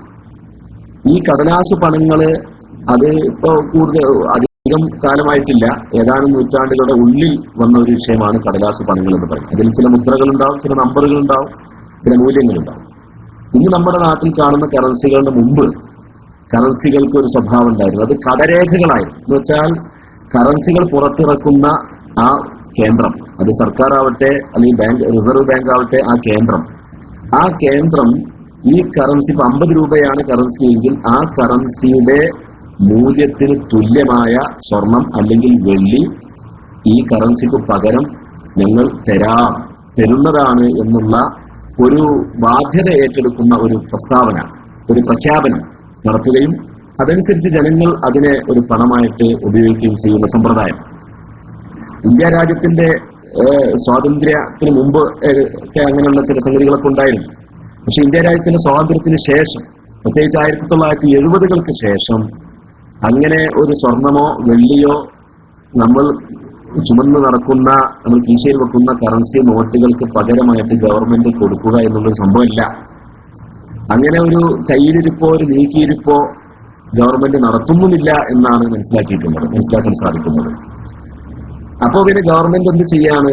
1000 രൂപയാവട്ടെ, 2000 രൂപയാവട്ടെ, 500 ആവട്ടെ, 100 ആവട്ടെ, 50 ആവട്ടെ, 10 ആവട്ടെ, 5 ആവട്ടെ, ആ നോട്ടുകൾ അതിൽ എഴുതിയതായ നമ്പറിന്റെ അത്രയും മൂല്യം ഇതിന് ഉണ്ട് എന്നുള്ള ഒരു പ്രസ്താവന അവിടെ എഴുതി ചേർക്കുകയാണ്.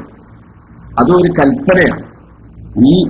ഇത് ഉപയോഗിച്ചുകൊണ്ട് നിങ്ങൾക്ക് വിനിമയങ്ങൾ, അതുപോലെ തന്നെ സേവനങ്ങൾ, അതുപോലെ ശമ്പളങ്ങൾ പോലുള്ള കാര്യങ്ങൾ, കൂലികൾ, ഇതെല്ലാം നിങ്ങൾക്ക് ചെയ്യണം എന്നുള്ള സർക്കാരിന്റെ ഉത്തരവാണുള്ളത്. ആ ഉത്തരവിനെ ജനങ്ങൾ സ്വീകരിക്കുകയാണ്, അല്ലെങ്കിൽ ജനങ്ങൾ അതിനെ അനുശാസിക്കുകയാണ്. ആ ശാസനയെ ജനങ്ങൾ ശിരസാവഹിക്കുകയാണ്. അപ്പോൾ സർക്കാർ ശാസിക്കുന്നു, ജനങ്ങൾ ശിരസാവഹിക്കുന്നു എന്നുള്ള ആ ശാസനയുടെയും ശിരസാവഹിക്കുന്നതിന്റെയും ബന്ധത്തിന്റെ അടിസ്ഥാനത്തിലാണ് ഇന്ന് കറൻസികളുടെ വിനിമയം നടന്നുകൊണ്ടിരിക്കുന്നത്. അപ്പോൾ അങ്ങനെ പല പ്രക്രിയകളും അല്ലെങ്കിൽ പല ഘട്ടങ്ങളും ഈ കടലാസു പണങ്ങൾക്ക് ചരിത്രത്തിൽ ഉണ്ടായിട്ടുണ്ട്. ഏതായാലും ആധുനിക കറൻസികൾ എന്ന് പറയുന്നത് അതിന്റെ ബദൽ ഗവൺമെന്റോ അല്ലെങ്കിൽ റിസർവ് ബാങ്കോ സ്വർണമോ അല്ലെങ്കിൽ വെള്ളിയോ പകരം തരുന്ന ഒരു രൂപത്തിലുള്ള കറൻസികൾ അല്ല എന്ന് നമ്മൾ ശരിക്കും മനസ്സിലാക്കും. അങ്ങനെയുള്ളതായിരിക്കുന്ന ആധുനിക കറൻസി സ്വർണ്ണ വെള്ളിയെ പോലെ നെക്കതാണോ അല്ലയോ എന്നുള്ളതാണ്. സ്വർണവും വെള്ളിയും അതിലുള്ള നെക്കതീയത്ത് എന്ന് പറഞ്ഞാൽ എന്താണ്? സ്വർണം വെള്ളിയും സക്കാത്തിന്റെ ബാബിൽ നെക്കതാകുന്ന സൂറത്തുമുണ്ട്, നെക്കത് അല്ലാതെയാകുന്ന സൂറത്തുമുണ്ട്. സ്വർണവും വെള്ളിയും സക്കാത്തിന്റെ ബാബിൽ നെക്കതാവുന്ന രൂപവുമുണ്ട്, നെക്കത് അല്ലാതെയാവുന്ന രൂപവുമുണ്ട്. നെക്കതാവുന്ന രൂപം എന്ന് പറഞ്ഞാല് സാധാരണഗതിയിൽ മാ കാബലൽ അർദ വദ്ദൈന, നഖദ് എന്ന് പറഞ്ഞാൽ ചരക്കുകൾക്കും കടത്തിനോടും എതിരായി വരുന്ന പണം, അതാണ് നഖദ് എന്ന് പറയുന്നത്. അത് സ്വർണ്ണവെള്ളി എന്നുള്ളത് ആ നഖദാണ്. ആ സ്വർണ്ണവെള്ളി അനുവദനീയമായ ആഭരണമാക്കി കഴിഞ്ഞാൽ മുഅദ്ദുല്ലിന്നമാ, അഥവാ ധനത്തിന്റെ വികസനത്തിന് വേണ്ടി തയ്യാറാക്കപ്പെട്ടത് എന്നുള്ള ആ നഖദിയത്ത്, ആ പണമായിരിക്കുക എന്ന് പറയുന്ന അവസ്ഥ മാറിയിട്ട് അത് മുഅദ്ദുല്ലിൽ ഇസ്തിഅമാലായി മാറും, അതൊരു ഉപഭോക്തൃ വസ്തുവായിട്ട് മാറുകയാണ്. അപ്പൊ അതോടുകൂടി അതിന്റെ നഖദിയത്ത് നഷ്ടപ്പെടുകയാണ്. സക്കാത്തിന്റെ ബാബിൽ അത് നഖദിയത്ത് നഷ്ടപ്പെട്ടു, അത് അർമു കെന്നിയത്തായി മാറുകയാണ്. സക്കാത്തിന്റെ ബാബിൽ സ്വർണവും വെള്ളിയും അനുവദനീയമായ ആഭരണമാക്കിപ്പെട്ട് കഴിഞ്ഞാൽ അത് അർമു കെന്നിയത്തായി മാറുകയാണ്. എന്ന് വെച്ചാൽ അത് ഉപഭോക്തൃ വസ്തുവായിട്ട് മാറുകയാണ്. നമ്മളിപ്പോ സംസാരിക്കുന്ന ലാപ്ടോപ്പ്, അത് എന്റെ ഒരു ഉപയോഗത്തിനുള്ള വസ്തുവാണ് എന്നതുപോലെ അനുവദിക്കപ്പെട്ട ആഭരണങ്ങളുണ്ടല്ലോ, സ്ത്രീകൾക്ക് ധരിക്കാനുള്ള ആഭരണങ്ങൾ, അതുപോലെ കുട്ടികൾക്ക് ധരിക്കാനുള്ള ആഭരണങ്ങൾ. അതല്ലെങ്കിൽ ഒരു വസ്തുവിനെ ആഭരണമായിട്ട് ഒരു പുരുഷൻ തന്നെയാണ് ഉണ്ടാക്കിയത്, പക്ഷെ അയാൾ ഹറാമായ ഒരു ഉപയോഗം ഉദ്ദേശിച്ചിട്ടില്ല, ഹലാലായ ഉപയോഗം അതും ഉദ്ദേശിച്ചിട്ടില്ല, പക്ഷെ അതിനെ സൂക്ഷിച്ചു വെക്കാനും ഉദ്ദേശിച്ചിട്ടില്ല. ഒരു കരുതൽ ധനമായിട്ട് എടുത്തു വെക്കുക, ഭാവിയിൽ ഒരു ആവശ്യത്തിന് വേണ്ടി വിനിയോഗിക്കാൻ വേണ്ടി ഇപ്പൊ തന്നെ ഒരു മുൻകൂട്ടി ഒരു ധനമായിട്ട് അതിനെ സൂക്ഷിച്ചു വെക്കുക എന്നൊന്നും ഉദ്ദേശിക്കാതെ ഒരാൾ ഒരു ആഭരണം ഉണ്ടാക്കിയാൽ തന്നെ അതെന്തായി, അതോടുകൂടി തന്നെ അതിന്റെ ആ നമാഇന് വേണ്ടി തയ്യാറാക്കപ്പെടുക എന്നുള്ള ആ നഖദിയത്ത് ബാത്തിലായി. ബഹുമാനപ്പെട്ട കർമ്മശാസ്ത്ര പണ്ഡിതന്മാർ അവരുടെ കിതാബുകളിൽ രേഖപ്പെടുത്തിയതായിട്ട് നമുക്ക് കാണാൻ സാധിക്കും. അതുപോലെ തന്നെ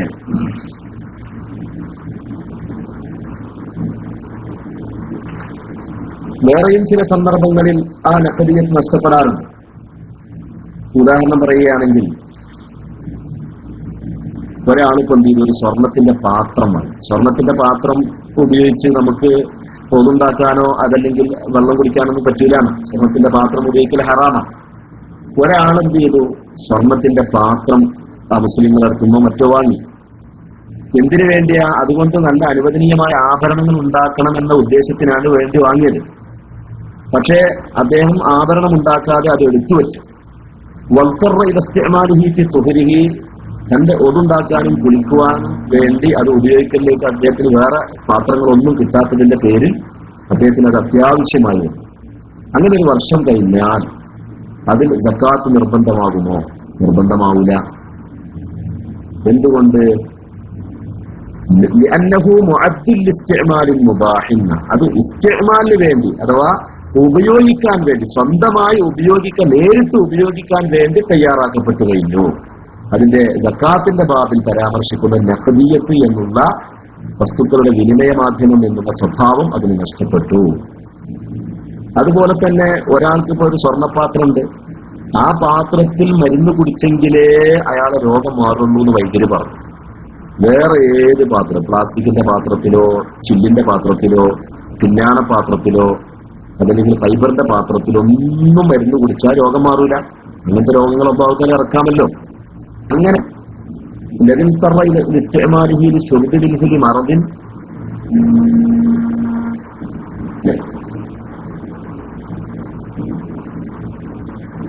രോഗത്തിന് വേണ്ടി വിശ്വസ്തനായ ഡോക്ടറുടെ നിർദ്ദേശപ്രകാരം രോഗ ചികിത്സയ്ക്ക് വേണ്ടി ഒരാൾ സ്വർണ്ണപാത്രത്തിൽ തന്നെ മരുന്ന് കുടിക്കലിലേക്ക് അനിവാര്യമായി കഴിഞ്ഞാൽ അന്നഹുലായുസീരുഹു ഇല്ലാഹുവ അംസഖഹു ലിഅജ്രിഹി അവിത്തഖദഹു ഇബ്തിദാഅൻ അപ്പൊ ഇല്ലേ, എന്നാലും അത് മുഅദ്ദിൽ ലിൽ ഇസ്തിഅമാലാണ്. അപ്പൊ അത് മുഅദ്ദിൽ ലിൽ നമാ അല്ല, അല്ലെങ്കിൽ മുസ്തഖിൽ ലിൽ ഇന്തിഫാഇ ബിഹി അല്ല, അതല്ലെങ്കിൽ അത് ഖീമത്തുൽ ലിൽ അഷ്യാഇ വൽ മുതലഫാത്തായിട്ടല്ല അതിനെ സക്കാത്തിന്റെ ബാബിൽ പണ്ഡിതന്മാർ, ശാഫിഈ മദ്ഹബിലുള്ള കർമ്മശാസ്ത്ര പണ്ഡിതന്മാർ വിശദീകരിച്ചിട്ടുള്ളത്. അപ്പോ ഞാൻ പറഞ്ഞു വന്നതെന്താ വെച്ച് കഴിഞ്ഞാല്, ചരക്കുകളുടെ എതിർ പ്രതിസ്ഥാനത്ത് നിൽക്കുന്ന ഇതാണ് സ്വർണ്ണവെള്ളി. അതാണ് ചരക്കുകളുടെ പ്രതിസ്ഥാനത്ത് നിൽക്കുന്നു എന്നുള്ളതാണ് സ്വർണ്ണവെള്ളിയുടെ നഖദിയത്തായിട്ട് കർമ്മശാസ്ത്ര പണ്ഡിതന്മാർ വിശദീകരിച്ചത്. ആ നഖദിയത്ത് മുബാഹായ ഹദിയാകുന്ന ഘട്ടത്തിൽ അത് നഷ്ടപ്പെടുകയാണ്. അത് അർമുഖിയത്തായി മാറുന്നു. അഥവാ ചരക്കിന്റെ പ്രതിസ്ഥാനത്തുള്ള പണം എന്നുള്ള ആ സ്വഭാവത്തിൽ നിന്ന് അത് ചരക്കായി മാറുന്നു. അതുകൊണ്ടാണ് ഇത് ഇല്ലത്താന്ന് പറയാൻ കാരണം.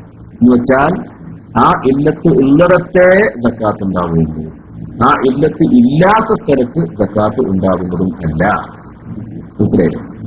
അപ്പൊ അങ്ങനെ നമ്മൾ ചിന്തിക്കുമ്പോ ആധുനിക കറൻസികൾ എന്ന് പറയുമ്പോൾ ആ കറൻസിയുടെ സ്വഭാവം എന്താണ്? നഖദിയത്ത് എന്ന് പറഞ്ഞാൽ കേവല നഖദിയത്തല്ല അവർ ഉദ്ദേശിക്കുന്നത്. സ്വർണ്ണവെള്ളിയുടെ നഖദിയത്ത് എന്ന് പറഞ്ഞാൽ ഫുലൂസുകളെ പോലുള്ള കേവല നഖദിയത്തല്ല. ഫുലൂസുകൾ എന്ന് പറയുന്നത് സ്വർണ്ണവെള്ളി പോലെ ഒരു നാട്ടിൽ ചെലവാകുന്നുണ്ടെങ്കിലും അതിന് ഒലബത്തില്ല. ഒലബത്ത് എന്ന് പറഞ്ഞാൽ എല്ലാ വസ്തുക്കളും, എല്ലാ കാര്യങ്ങൾക്കും, ജമീഉൽ ഉമൂറിനും ജമീഉൽ അഷ്യാഇനും, സകല വസ്തുക്കൾക്കും സകല കാര്യങ്ങൾക്കും വിലയായി ഭവിക്കുക എന്ന സ്വഭാവം ഫുലൂസുകൾക്കില്ല. ഫുലൂസ് എന്ന് പറഞ്ഞാൽ ചെമ്പു നാണയങ്ങള്, നമ്മൾ 5 പൈസ 10 പൈസന്റെ ഒക്കെ മാതിരിക്കത്തെ നിക്കല് കൊണ്ടുണ്ടാക്കിയ നാണയങ്ങള്, അല്ലെങ്കിൽ ചെമ്പ് കൊണ്ടുണ്ടാക്കിയ നാണയങ്ങള്, അതുപോലുള്ള ലോഹങ്ങളെ കൊണ്ടുള്ള ഇരുമ്പ് കൊണ്ട് സ്റ്റീല് കൊണ്ടൊക്കെ ഉണ്ടാക്കിയ നാണയങ്ങളില്ലേ, അത്തരം നാണയങ്ങളിൽ സക്കാത്തില്ല എന്ന് പറയാൻ കാരണം എന്താണ്? നാം ഷാഫിഈ റളിയല്ലാഹു തആല അൻഹു പറയുന്നു, അവിടുത്തെ കിതാബ് റിസാലയിൽ പറഞ്ഞിട്ടുണ്ട്, സ്വർണ്ണവെള്ളിയോട് മറ്റൊന്നിനെയും തുലനം ചെയ്യപ്പെടാൻ പറ്റൂല സക്കാത്തിന്റെ വിഷയത്തിൽ. അതിന് അദ്ദേഹം ബഹുമാനപ്പെട്ടവർ പറഞ്ഞ 2 കാരണമാണ്. ഒന്ന്, സ്വർണത്തിലും വെള്ളിയിലുമാണല്ലോ സക്കാത്ത് നസ്സിൽ വന്നിട്ടുള്ളത്. ഖുർആനിലും ഹദീസിലും ഒക്കെ സ്വർണ്ണ വെള്ളിയുടെ സക്കാത്താണല്ലോ പറഞ്ഞിട്ടുള്ളത്. ഒന്ന്. പിന്നെ വേറെ വസ്തു ആ സ്വർണ്ണവെള്ളിയുടെ മഅനയിൽ, അഥവാ അതിൽ സ്വർണ്ണവെള്ളിയിൽ സക്കാത്ത് ഉണ്ടാവാൻ ആവശ്യമായ ഇല്ലത്ത് ഫുലൂസുകൾക്ക്, അഥവാ ചെമ്പു നാണയം, പിൽക്കാലത്ത് ഉണ്ടാക്കപ്പെട്ട ചെമ്പു നാണയങ്ങളിൽ ഇല്ല. അപ്പൊ ആ ഇല്ലത്ത് ഇല്ലാത്തതാണ് ഫുലൂസുകൾ എന്താവാൻ കാരണം, സക്കാത്ത് ഇല്ലാത്ത വസ്തു ആവാൻ കാരണം. അപ്പൊ ഇല്ലത്ത് ഉള്ളതാണെങ്കിലോ, സ്വർണ്ണവെള്ളിയിലുള്ള നഖദിയത്ത് എന്ന് പറയുന്ന ഇല്ലത്ത് വേറെ വല്ല വസ്തുവിലും ഉണ്ടെങ്കിൽ അതിന് സക്കാത്തുണ്ടാകും. കറൻസി അതിൽ പെടുമോ എന്നുള്ളതാണ്. കറൻസി അതിൽ പെടുമോ? കറൻസി എന്ന് പറഞ്ഞാൽ എന്താണ്? വാലിബായ അസമനീയത്തുൽ വാലിബത്ത്, എല്ലാ വസ്തുക്കൾക്കും വിനിമയ മാധ്യമമാകാൻ പറ്റുന്നത് അതിജയിച്ചതായ വിനിമയ മാധ്യമം, അതല്ലെങ്കിൽ വസ്തുക്കളുടെ മൂല്യമളക്കാനുള്ള വസ്തു, സാധനങ്ങളുടെ മൂല്യമളക്കാനുള്ള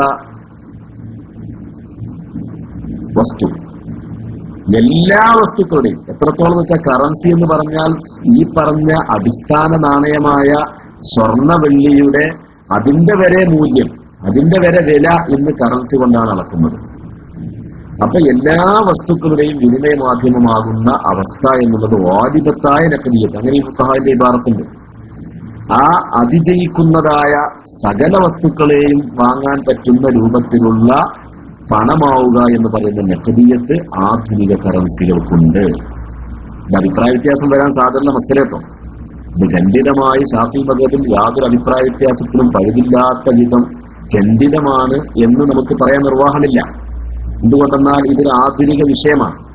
അപ്പൊ ഈ വിഷയത്തിൽ ഇത് എന്തിനോടാണ് സാദൃശ്യമാകുന്നത്, എന്തിനോടാണ് ഇതിനെ ചേർക്കപ്പെടേണ്ടത് എന്നുള്ളതിൽ പണ്ഡിതന്മാരുടെ അഭിപ്രായ വ്യത്യാസം ഉണ്ടാവും. ഇത് സ്വാഭാവികമായിട്ടും എല്ലാ മസലകളിലും അഭിപ്രായ വ്യത്യാസം ഉണ്ടാകുന്നത് പോലെ തന്നെ ഈ മസലയിലും അഭിപ്രായ വ്യത്യാസം ഉണ്ടാവും.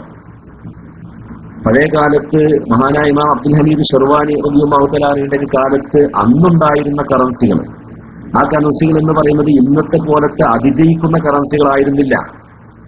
അത് ഒരു എന്താ പറയാ, വളരെ സ്വർണത്തിന്റെയും വെള്ളിയിലൊക്കെ എത്രയോ താഴെ മർത്തബയിലുള്ള, സ്വർണവും വെള്ളിയും വിനിമയ മാധ്യമങ്ങളായിട്ട് ജനങ്ങൾക്കിടയിൽ സർവ്വസാധാരണമായിട്ട് അതിജയിക്കുന്ന വിധത്തിൽ പ്രയോഗത്തിലുള്ളപ്പോൾ തന്നെ താൽക്കാലികമായ വിനിമയങ്ങൾക്കും വിനിയോഗങ്ങൾക്കും അതുപോലെ തന്നെ മൂല്യമളവിനും വേണ്ടി സംവിധാനിക്കപ്പെട്ട കടലാസു പണങ്ങളായിരുന്നു. അത് സ്വർണവെള്ളിയുടെ കടരേഖകളാണോ സ്വതന്ത്രമായ പണങ്ങളാണോ എന്നുള്ളതിലൊക്കെ അഭിപ്രായ വ്യത്യാസങ്ങൾ, പല തർക്കങ്ങളും പല ചർച്ചകളും 4 മദ്ഹബിന്റെ ഇമാമുമാരുടെ ഇടയിൽ, ഇമാമുമാർ എന്ന് പറഞ്ഞാൽ കറൻസികൾ രൂപപ്പെട്ടു വന്നതിന് ശേഷമുള്ള പണ്ഡിതന്മാർ. ഇമാമുമാർ എന്ന് പറയുമ്പോൾ നമ്മൾ ഇബ്നുഅജർത്തങ്ങളെ പോലെ റംദീമാമിനെ പോലത്തെ ഇമാമുമാരാണെന്ന് കരുതണ്ട. അപ്പൊ അങ്ങനെയുള്ള മുതഅഖിരീങ്ങളായ പണ്ഡിതന്മാർ എന്ന് വേണമെങ്കിൽ പറയാം, അൽ ഉലമാഉൽ മുതഅഖിറൂന, പിൽക്കാല പണ്ഡിതന്മാർ. ആ പണ്ഡിതന്മാർ ഇതിൽ പല അഭിപ്രായങ്ങളും പറഞ്ഞിട്ടുണ്ട്. പക്ഷെ ഇന്ന് കാണുന്ന കറൻസി എന്ന് പറയുന്ന ആ കറൻസി അല്ല അവരുടെ കാലത്ത് ചർച്ചയിൽ വരുന്ന കറൻസി.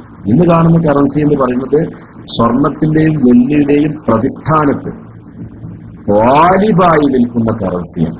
എല്ലാ രംഗവും കൈയടക്കി വെച്ച കറൻസി. എത്രത്തോളം എന്ന് വെച്ച് കഴിഞ്ഞാല് ഇപ്പൊ ഒരു 500-ന്റെയും 1000-ന്റെയും നോട്ട് മരവിപ്പിച്ചെങ്കിലും എന്നാലും അതിന് മൂല്യമുണ്ടല്ലോ. ബാങ്കിൽ പോയാൽ തത്തുല്യമായ പണം കിട്ടുന്നുണ്ട്, പെട്രോൾ പമ്പിൽ പോയാൽ എണ്ണ കിട്ടുന്നുണ്ട്, മെഡിക്കൽ ഷോപ്പിൽ പോയാൽ മരുന്ന് കിട്ടുന്നുണ്ട്, അതുപോലെ തന്നെ ഗവൺമെന്റ് ഓഫീസിൽ ആശുപത്രിയിൽ ചെന്നാൽ ചികിത്സ കിട്ടുന്നുണ്ട്, വിമാന ടിക്കറ്റ് കിട്ടുന്നുണ്ട്, റെയിൽവേ ടിക്കറ്റ് കിട്ടുന്നുണ്ട്. അത് തീരെ മൂല്യം നഷ്ടപ്പെട്ടു പോയി എന്നൊന്നും പറയാൻ പറ്റില്ല. പിന്നെ അതിൽ പറയുന്നത് എന്താന്ന് വെച്ച് കഴിഞ്ഞാല് ഇതിന്റെ മൂല്യം നഷ്ടപ്പെട്ടല്ലോ പിന്നെന്താ കാട്ടുക? സക്കാത്തിന്റെ എന്ന് പറയുന്ന ആൾക്കാർ മൂല്യം നഷ്ടപ്പെട്ടു പോയാൽ എന്താ കാട്ടുക എന്നാണ് എന്താണ് ഇതിനവർ ചെയ്യുക, അതിന്റെ പ്രതിവിധി എന്താണെന്നാണ് ചോദിക്കുന്നത്. അത് സ്വർണത്തിനും വെള്ളിക്കും അതിന്റെ നഖദിയത്ത് നഷ്ടപ്പെടുന്ന അവസ്ഥ വന്നാലോ അപ്പൊ എന്താ കാട്ടുക? അതേ മസലപടി പറയേണ്ടി വരും. ഇപ്പൊ സ്വർണവും വെള്ളിയും, സ്വർണം അത് തുരുമ്പിച്ചു വിചാരിക്കാം. ഒരു സ്വർണം തുരുമ്പിച്ചു കഴിഞ്ഞാൽ, തുരുമ്പിച്ചു എന്ന് പറഞ്ഞാൽ അതിന്റെ സാധാരണഗതിയിൽ സ്വർണം തുരുമ്പിക്കൂല, മറ്റു ലോഹങ്ങളെ പോലെ സ്വർണം തുരുമ്പിക്കൂല. എങ്കിലും ചില ഇനങ്ങൾ തുരുമ്പിക്കും എന്ന് കർമ്മശാസ്ത്ര പണ്ഡിതന്മാർ, നമ്മുടെ ഫിഖിന്റെ കിതാബുകളിൽ തന്നെ പിന്നെ മൗഹിബയിലും അതുപോലെ ഷെർവാനിയിലൊക്കെ കാണാം. ചില ഇനം സ്വർണങ്ങൾ തുരുമ്പിച്ചു പോകുന്നു. അങ്ങനെ തുരുമ്പിച്ചു പോയാൽ പിന്നെ അതിന് സക്കാത്തില്ല. തുരുമ്പിച്ചു പോകുന്ന സ്വർണത്തിന് സക്കാത്തില്ല എന്നാണ് മനസ്സിലായത്. അപ്പൊ എന്നതുപോലെ നോട്ടിന്റെ വില അതുണ്ടായ അത് സുൽത്താൻ അത് ബാത്തിലാക്കി കഴിഞ്ഞാൽ അതിന്റെ നഖദിയത്ത് എന്നുള്ള അവസ്ഥ നഷ്ടപ്പെട്ടു പോയാൽ പിന്നെ അതിന് സക്കാത്തും ഇല്ലാതെയായി. അത് വേറെ കാര്യം. അപ്പൊ അതൊരു ചോദ്യമല്ല. ഇനിയിപ്പോ നിങ്ങൾ എന്താ കാട്ടുക, 500 റുപ്യ 1000 റുപ്യ അത് സക്കാത്തുണ്ട് എന്ന് പറഞ്ഞിട്ട് ഇപ്പൊ എന്താ സമസ്തക്കാരെ നിങ്ങൾ കാട്ടുക? സമസ്തക്കാര് മാത്രമൊന്നല്ല, ലോകത്ത് ഉള്ള ഒരുപാട് പണ്ഡിതന്മാർ, ഗൾഫ് നാടുകളിലൊക്കെ പണ്ഡിതന്മാർ ഷാഫി മദ്ഹബിന്റെ വെളിച്ചത്തിൽ അത് സക്കാത്തുള്ള വസ്തുവാണ് എന്ന് തന്നെ രേഖപ്പെടുത്തിയിട്ടുണ്ട്. ഞാനതൊരു തെളിവായി പറയല്ല, ഇത് കേവലം കേരളത്തിലുള്ള ഒരു സമസ്തയുടെ വിദ്യാഭ്യാസ ബോർഡിന്റെ പാഠപുസ്തകത്തിൽ മാത്രമുള്ള പരാമർശമാണ് എന്ന് പറഞ്ഞിട്ട് ചെറുതാക്കണ്ട. ഇത് ലോകാടിസ്ഥാനത്തിൽ അഭിപ്രായ വ്യത്യാസം ഇല്ല എന്ന് ഞാൻ പറയുന്നില്ല. പല പണ്ഡിതന്മാർക്കും ഒരു അഭിപ്രായ വ്യത്യാസമുണ്ട്. ഒരു അഭിപ്രായ വ്യത്യാസത്തിന് വളരെയധികം സാധ്യതയും വളരെയധികം പഴുതുമുള്ള ഒരു മസല കൂടിയാണ് അത്. ഈ വിഷയം എന്ന് മാത്രമല്ല, എത്രയോ വിഷയത്തിൽ ആലിമീങ്ങൾക്കിടയിൽ ഇന്നും ഖിലാഫുകൾ, കർമ്മശാസ്ത്രപരമായ മസല, അടിസ്ഥാന വിഷയത്തിലല്ല, വിശ്വാസപരമായ കാര്യങ്ങളിലല്ല, മറിച്ച് കർമ്മശാസ്ത്രപരമായ ശാഖാപരമായ വിഷയങ്ങളിൽ അഭിപ്രായ വ്യത്യാസമുണ്ട്. അത് നിസ്കാരത്തിന്റെ ഒരുപാട് മസലകളിൽ, ഇപ്പൊ കസേരയിൽ ഇരുന്ന് നിസ്കരിക്കുന്ന നിസ്കാരത്തിന്റെ വിഷയം ഇപ്പൊ സാധാരണ നിൽക്കാൻ കഴിയും, പക്ഷേ സുജൂദ് ചെയ്യാൻ കഴിയില്ല, റുക്കൂ ചെയ്യാൻ കഴിയില്ല. അങ്ങനത്തെ ആൾക്കാർ ഇരുന്ന് കാണാൻ സുജൂദ് ചെയ്യാൻ പറ്റൂലേ? ആയാലും നിങ്ങൾക്കിടയിൽ തർക്കം നടന്നുകൊണ്ടിരിക്കുന്നുണ്ട്. ചിലർ പറ്റുമെന്ന് പറയുന്നുണ്ട്, ചിലർ പറ്റൂല എന്ന് പറയുന്നുണ്ട്. അതുപോലെ തന്നെ മൊബൈലുള്ള ഖുർആൻ, മൊബൈലിന്റെ ഡിസ്പ്ലേയിൽ പ്രദർശിതമായ ഖുർആൻ അത് തുടരണമെന്നുണ്ടെങ്കിൽ ഒതു വേണോ വേണ്ടേ? അതിനെപ്പറ്റി എഴുത്ത് എന്ന് പറയുമോ പറയില്ലേ? എന്താണത്? അത് ഒരു ഹബസു നൂർ, ഒരു പ്രകാശത്തിന്റെ ഏതോ ഒരു സംഗതിയെ തടഞ്ഞു വെക്കലാണോ, അതോ പ്രത്യേകം എഴുത്തിനെ സ്ഥാപിക്കലാണോ, ഇസ്ബാത്താണോ? ഉമാ കുത്തിബലി ദർസി ഖുർആൻ, ഖുർആൻ പാരായണത്തിന് വേണ്ടി എഴുതപ്പെട്ടത് അതിനെ ഒന്നില്ലാതെ തൊടൽ ഹറാമാണ് എന്ന് പറഞ്ഞു കൊടുത്ത് ഒമാ കുത്തിബ എന്ന് പറഞ്ഞാൽ ഒമാ ഉസ്ബിത്താണ് അതിന് വിശദീകരണം കൊടുക്കപ്പെട്ടിട്ടുള്ളത്. എഴുതപ്പെട്ടതെന്ന് പറഞ്ഞാൽ ഉറപ്പിക്കപ്പെട്ടത്, സ്ഥിരപ്പെടുത്തപ്പെട്ടത്. അതായത് നമ്മൾ കൈകൊണ്ട് ഇങ്ങനെ പേന വെച്ചുകാണ്ട് മഷി കൊണ്ട് ഇങ്ങനെ എഴുതണമെന്നില്ല. അങ്ങനെയാണെങ്കിൽ നമ്മളെ പ്രിന്റ് എടുക്കുന്ന കടലാസുകൾക്കൊന്നും എഴുത്തിന്ന് പറയില്ലാന്ന് വരും. അപ്പൊ അത് ആ ഗണത്തിലാണോ പെടുക, അതോ വെള്ളത്തിൽ എഴുതുന്നത് പോലുള്ള കറാറില്ലാത്ത, സബാത്തില്ലാത്ത, നിലനിൽപ്പില്ലാത്ത എഴുത്തിന്റെ ഗണത്തിലാണോ ഉൾപ്പെടുക? പണ്ഡിതന്മാർക്കിടയിൽ ചർച്ചകളുണ്ട്, തർക്കങ്ങളുണ്ട്.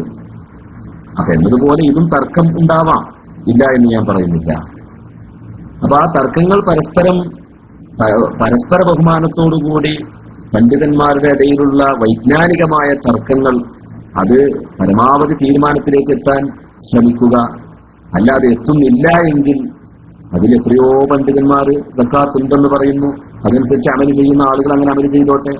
പക്ഷെ അവരെ സംബന്ധിച്ച് തോന്നിവാസികൾ, അതുപോലെ തന്നെ അങ്ങനെയുള്ള പ്രയോഗങ്ങൾ നടത്തുന്നത് വളരെ മോശമാണ്. തോന്നിവാസികൾ എന്തെല്ലാം പ്രയോഗങ്ങളാണ് നമ്മുടെ നജീബ് മൗലവി അദ്ദേഹത്തിന്റെ സക്കാത്ത് പദ്ധതി എന്നുള്ള പുസ്തകത്തിൽ എഴുതിയിട്ടുള്ളത്.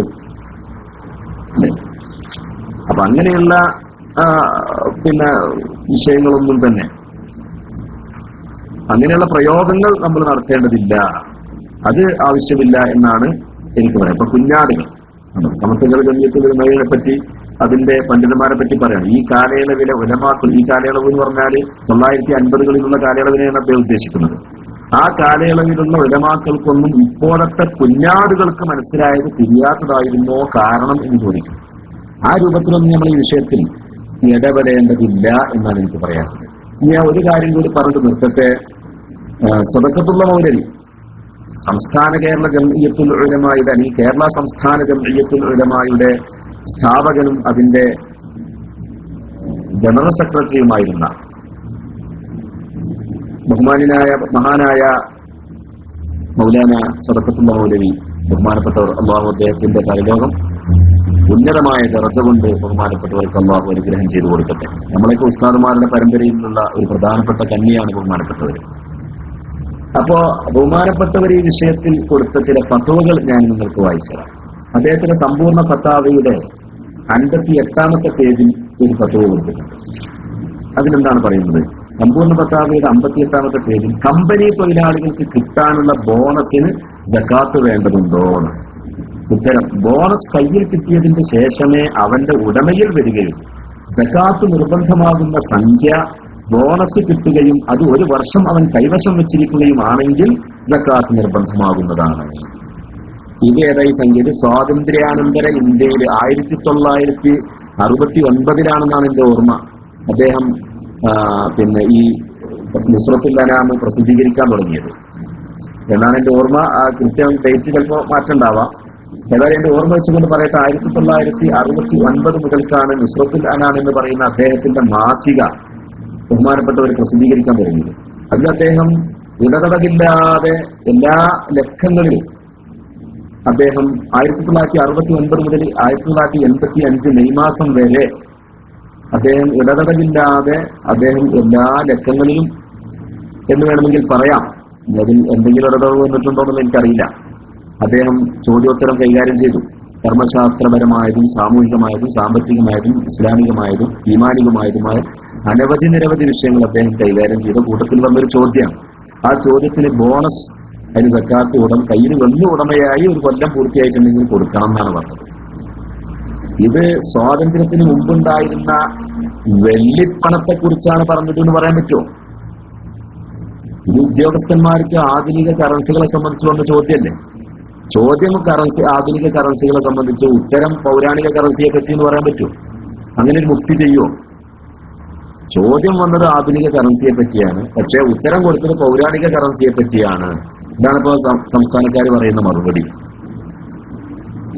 ഷൗക്കത്തുൽ ഉസ്താദിന്റെ ശിഷ്യന്മാർ അത് വിശദീകരിച്ചിട്ടുണ്ട് എന്നാണ് ഇപ്പൊ വാട്സാപ്പിലൊക്കെ ഒരു മറുപടി തന്നത്. അങ്ങനെ പറയാൻ പറ്റുക? അതുപോലെ തന്നെ ഇതിന്റെ 138 പേജിൽ മറ്റൊരു ഫത്വയുണ്ട്. എന്താണ് ആ ഫത്വയിൽ പറയുന്നത്? ഒരു വർഷം എത്ര ഇന്ത്യൻ രൂപ കൈവശം വെച്ചിരുന്നാലാണ് സക്കാത്ത് നിർബന്ധമാവുന്നത്. അതിപ്പോ ഒരു വ്യക്തിയുടെ ശമ്പളത്തെ പറ്റി ചോദിച്ചതല്ല. ഒരു വ്യക്തി തനിക്ക് കിട്ടുന്ന പണത്തിന്റെ സക്കാത്ത് എങ്ങനെ കൊടുക്കണം എന്നതിനെ സംബന്ധിച്ച് ചോദിച്ചത്. ഇന്ത്യൻ രൂപ എന്ന് പറയുന്ന അതൊരു മുഹമ്മലയായ വസ്തുവാണ്. അത് പൗരാണികവുമാവാം ആധുനികവുമാവാം, സ്വാതന്ത്ര്യത്തിന് മുമ്പുള്ളതുമാവാം ശേഷമുള്ളതുമാവാം. അപ്പൊ രണ്ടുക്കും യോജിപ്പിക്കാവുന്ന രൂപത്തിൽ അല്ലെങ്കിൽ രണ്ടാലൊന്നിലേക്ക് ചുമത്തപ്പെടാൻ പറ്റുന്ന രൂപത്തിൽ മറുപടി കൊടുക്കുന്നതിന് കുഴപ്പമൊന്നുമില്ല. അപ്പൊ ആ ചോദ്യത്തിന് ബഹുമാനപ്പെട്ടവർ കൊടുത്ത മറുപടി എന്താണ്? ഉത്തരം: വിക്ടോറിയ രാജ്ഞിയുടെയും എഡ്വേർഡിന്റെയും ഇന്ത്യൻ രൂപ 51.25 രൂപയും ശേഷമുള്ള ചക്രവർത്തിമാർ നടപ്പാക്കിയ ഇന്ത്യൻ രൂപയിൽ അല്പം ചെമ്പ് ചേർത്തതുകൊണ്ട് 52 രൂപയുമാണ് സക്കാത്തിന്റെ നിസാബ്. ഈ രൂപയെ സംബന്ധിച്ചാണ് ഇമാം കുർദി 52 രൂപ വേണമെന്ന് പ്രസ്താവിച്ചത്. ഇന്ത്യ സ്വാതന്ത്ര്യമായതിന്റെ ശേഷമുള്ള ഇന്ത്യൻ രൂപയെ സംബന്ധിച്ച് സൂക്ഷ്മവിവരം കിട്ടിയിട്ടില്ല. അതിന്റെ സൂക്ഷ്മവിവരം എന്ന് പറഞ്ഞാൽ ഇപ്പൊ അങ്ങോട്ട് വെള്ളിയൂർക്കും സ്വർണ്ണൂർക്കൊന്നുമില്ല, കടലാസ് പണമാണുള്ളത്. അതന്നെ കൽപ്പിത പണമാണ്. ആ കൽപ്പിത പണത്തിന് അതൊരു കടരേഖയൊന്നുമല്ല, അല്ലെങ്കിൽ പ്രാതിനിധ്യ സ്വഭാവമില്ല. അടിസ്ഥാന പണത്തെ പ്രതിനിധീകരിച്ചുകൊണ്ടുള്ള രേഖയല്ലത്. കേവലം ശാസനയുടെയും ജനങ്ങൾ ശിരസാ വഹിക്കുന്നതിന്റെയും ബന്ധത്തിന്റെ അടിസ്ഥാനത്തിൽ നടപ്പിൽ വരുന്നതായ കടലാസു പണമാണ്, കറൻസികളാണ് ഇന്നുള്ളത്. അപ്പോ അദ്ദേഹം കൊടുത്തത് വെള്ളിയൂർക്കേനെ പറ്റിയാണ്. പക്ഷേ ഈ ആദ്യത്തെ ഉത്തരത്തിൽ വെള്ളിയൂർക്കേനെ പറ്റിയാണ് മറുപടി കൊടുത്തത് എന്ന് പറയാൻ നിർവാഹമല്ല. കാരണം അങ്ങനെ ഈ ചോദ്യം വേറൊന്നിനെ പറ്റി ഉത്തരം മറ്റൊന്നെന്നുള്ളൊരു ഒരു അപകടം അതിൽ വരാനുണ്ട്. അതുപോലെ തന്നെ ഇതിന്റെ 186 പേജിൽ ബഹുമാനപ്പെട്ടവർ വേറൊരു ഫത്വ കൊടുത്തിട്ടുണ്ട്. എന്താണ്? ഒരാളിൽ നിന്ന് 5000 രൂപ കിട്ടാനുണ്ട്. അയാളോട് ചോദിക്കുമ്പോൾ തരാമെന്ന് പറയുന്നുമുണ്ട്. കിട്ടുമെന്ന വിശ്വാസത്തിൽ കഴിഞ്ഞ കൊല്ലം അതിന്റെ സക്കാത്ത് കൊടുത്തു. ഇപ്പോഴും തരാമെന്ന് പറയുന്നതല്ലാതെ സംഖ്യ കയ്യിൽ കിട്ടിയിട്ടില്ല. ഈ കൊല്ലവും അതിന് സക്കാത്ത് കൊടുക്കേണ്ടതുണ്ടോ? ഉണ്ടെങ്കിൽ എത്ര വർഷം വരെ കിട്ടുമെന്ന വിശ്വാസത്തിൽ സക്കാത്ത് കൊടുക്കണം? ആ 5000 രൂപയിൽ 2% പ്രകാരം സക്കാത്ത് കൊടുത്തു, അഥവാ 125 രൂപ കൊടുത്തു എന്നാണ് പറയുന്നത്. ആ 5000 രൂപയിൽ ലാഭമില്ലാത്തതിനാൽ ഈ കൊല്ലം 4875 രൂപക്ക് സക്കാത്ത് കൊടുത്താൽ മതിയാകുമോ? ഉത്തരം: ചോദ്യത്തിൽ നിന്ന് മനസ്സിലാക്കുന്നത് സംഖ്യ തരാനുള്ള ആൾ സ്വീപ്പാക്കുകയാണ്. സംഖ്യ എന്ന് പറഞ്ഞാൽ അവിടെ കറൻസിയെ സംബന്ധിച്ചാണ്. ഇവിടെ അല്ലാതെ വെള്ളിയൂർക്കേനെ പറ്റിയല്ല ചോദ്യം വന്നിട്ടുള്ളത്. 5000 1970 ശേഷം വരുന്ന ചോദ്യമല്ലേ. അപ്പൊ 5000 സാധാരണ ഇന്ത്യൻ രൂപനെ പറ്റിയാണ് ചോദ്യം, അല്ലാതെ വെള്ളിയൂർക്കേനെ പറ്റിയല്ല, സ്വർണ്ണ പൈസനെ പറ്റിയല്ല. അപ്പൊ അദ്ദേഹം സംഖ്യ എന്ന് പറഞ്ഞാൽ ചോദ്യത്തിൽ പറഞ്ഞ സംഖ്യയാണ്. ചോദ്യത്തിൽ നിന്ന് മനസ്സിലാക്കുന്നത് സംഖ്യ തരാനുള്ള ആൾ സ്വീപ്പാക്കുകയാണെന്നാണ്. അങ്ങനെയാകുമ്പോൾ കിട്ടാനുള്ള സംഖ്യ കിട്ടിയതിന് ശേഷം സക്കാത്ത് കൊടുത്താൽ മതി. 335 കിട്ടാനുള്ള സംഖ്യക്ക് കയ്യിൽ നിന്നെടുത്ത് സക്കാത്ത് കൊടുക്കുന്നതായാൽ കിട്ടാനുള്ള സംഖ്യക്ക് മുഴുവനും എല്ലാ വർഷവും സക്കാത്ത് കൊടുക്കേണ്ടതാണ്. സംഖ്യ കിട്ടാനുള്ളതാണല്ലോ. അപ്പൊ 5000 രൂപയ്ക്ക് മുഴുവനായിട്ട് അതിന് 2% 125 രൂപ വീതം എല്ലാ കൊല്ലം കൊടുക്കേണ്ടതാണ്. കിട്ടാനുള്ള സംഖ്യ ആയതുകൊണ്ട് മുൻകൂട്ടി സക്കാത്ത് കൊടുക്കുകയാണെങ്കിൽ, അല്ല സ്വീപ്പാക്കുന്ന ആള് എന്നാണോ കിട്ടുന്നത് അന്ന് മൊത്തത്തിൽ കൊടുത്താൽ മതി. ഇനി ഓരോ വർഷം കൊടുക്കുകയാണെങ്കിൽ എല്ലാ വർഷവും 5000 രൂപ തന്നെ കൊടുക്കണം. ഇത് അദ്ദേഹം പറയുന്നത് ഏത് കറൻസിയെ സംബന്ധിച്ചാണ്? കടരേഖയായ പൗരാണിക കറൻസിയെ സംബന്ധിച്ചാണോ? അതോ ശാസനാപണമാകുന്ന കൽപ്പിത പണമാകുന്ന ആധുനിക കറൻസിയെ സംബന്ധിച്ചാണോ? 1970 ശേഷമുള്ള കറൻസിയുടെ ഇന്ത്യൻ കറൻസിയുടെ സ്വഭാവം എന്താണ്? അപ്പൊ ആ സ്വഭാവത്തിൽ അധിഷ്ഠിതമായ കറൻസിക്ക് നൽകുന്ന മറുപടിയിൽ അദ്ദേഹം പറഞ്ഞെന്താ സക്കാത്ത് കൊടുക്കണമെന്ന്. ഞാൻ ഒരു ലളിതമായ ചോദ്യം എന്റെ സംസ്ഥാന സുഹൃത്തുക്കളോട് ചോദിച്ചുകൊണ്ട് ഞാൻ നിർത്തുകയാണ്. എന്താണ്? നജീബ് മൗലവി അദ്ദേഹത്തിന്റെ പുസ്തകത്തിൽ രൂക്ഷമായി പറഞ്ഞതുപോലെ അദ്ദേഹം കുഞ്ഞാടുകൾ എന്ന് പറഞ്ഞല്ലോ, അല്ലേ? അതുപോലെ തന്നെ തോന്നിയാസം പറയാണെന്നൊക്കെ പറഞ്ഞല്ലോ. ഈ രൂപത്തിൽ അദ്ദേഹത്തിന്റെ ഷെയ്ഖായ, യഥാർത്ഥത്തിൽ അദ്ദേഹത്തിന്റെ മുറബ്ബിയായ ഷെയ്ഖ് എന്ന് വേണമെങ്കിൽ തന്നെ പറയാം. അതത്രയും അദ്ദേഹവുമായിട്ട് സ്വർഗത്തുൽ ഉസ്താദുമായിട്ട് മറ്റുള്ള ശിഷ്യന്മാർക്ക് ഇല്ലാത്ത ബന്ധം, വൈജ്ഞാനികമായ തലത്തിലും അല്ലാത്ത തലത്തിലും ബന്ധമുണ്ട് എന്നാണ് മനസ്സിലാക്കാൻ സാധിച്ചത്. അങ്ങനെയുള്ള സ്വന്തം ഉസ്താദിനെ പറ്റി കുഞ്ഞാട് എന്ന് അദ്ദേഹം പ്രയോഗിക്കുമോ? ഇല്ലല്ലോ. അതുകൊണ്ട് തന്നെ അത്തരത്തിലുള്ള പ്രയോഗങ്ങളും സന്ദർഭം ഉപയോഗപ്പെടുത്തിക്കൊണ്ടുള്ള പരിഹാസങ്ങളും അതുപോലെ തന്നെ കുളങ്കരയ്ക്ക് മീൻ പിടിക്കുന്ന സ്വഭാവവും സംസ്ഥാന സുഹൃത്തുക്കൾ നിർത്തിവെക്കണമെന്ന് മാത്രം ഈ സന്ദർഭത്തിൽ ആവശ്യപ്പെട്ട് ഞാൻ എന്റെ കൊച്ചുവാക്കുകൾ ഉപസംഹരിക്കുന്നു. 1 മണിക്കൂർ സമയമായി. അള്ളാഹു കബൂൽ ചെയ്യട്ടെ. കേട്ടുനിന്ന എല്ലാ ആളുകൾക്കും അള്ളാഹു കാര്യങ്ങൾ മനസ്സിലാക്കാൻ ഉദവി പ്രദാനം ചെയ്യുമാറാവട്ടെ എന്ന് പ്രാർത്ഥിച്ചുകൊണ്ട് ഞാൻ നിർത്തുന്നു. അസ്സലാമു അലൈക്കും വറഹ്മത്തുള്ളാഹി.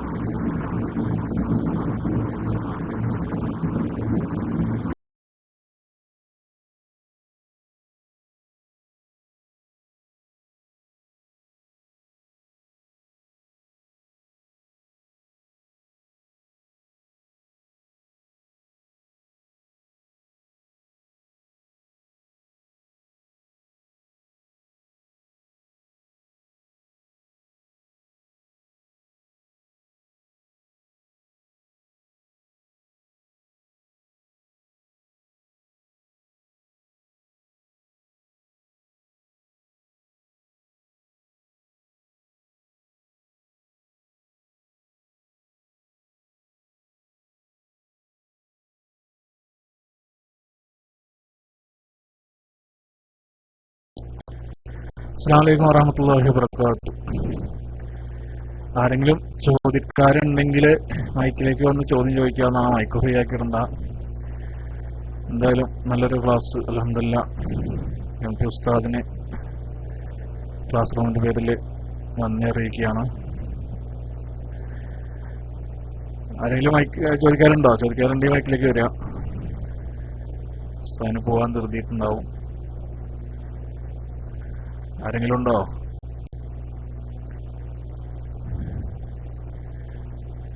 ഓക്കെ, ഇല്ലേ? ഇല്ലെങ്കിൽ ആരെങ്കിലും റെക്കോർഡായിട്ട് പോവാൻ നല്ലത്. ഓക്കെ.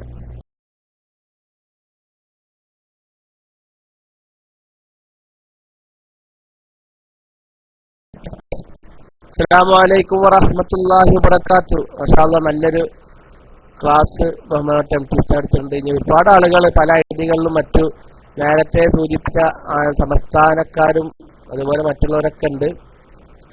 അപ്പോൾ എല്ലാവർക്കും വന്നിട്ട് സംശയം തീർക്കാനുള്ള അവസരമാണ്. ഏതായാലും ബഹുമാനപ്പെട്ട CM അലി ഉസ്താദ് ആനമങ്ങാട് കൈപ്പൊക്കിയിട്ടുണ്ട്. അതുപോലെ മൊയ്തീൻ അസീൽ ഉസ്താദൊക്കെ ചോദ്യം ചോദിക്കാൻ വേണ്ടി വന്നിട്ടുണ്ട്. എല്ലാവരും വന്ന് നമുക്കുള്ള സംശയങ്ങൾ, ഇനി മറ്റുള്ളവർക്കുണ്ടെങ്കിലും അത് അത്യാവശ്യമുള്ളവരൊക്കെ ഉണ്ടെങ്കിലും മൊയ്തീൻ അസീൽ ഉസ്താദിന്റെ ഐഡിയൊക്കെ PM അടിച്ചെടുത്താൽ ചോദിച്ചോളും. മൈക്കില്ലാത്തവർ അപ്പം അത് ഉപയോഗപ്പെടുത്തണം എന്ന് പ്രത്യേകം അറിയിക്കുന്നു. അസ്സലാമു അലൈക്കും വറഹ്മത്തുള്ളാഹി വബറകാതുഹു.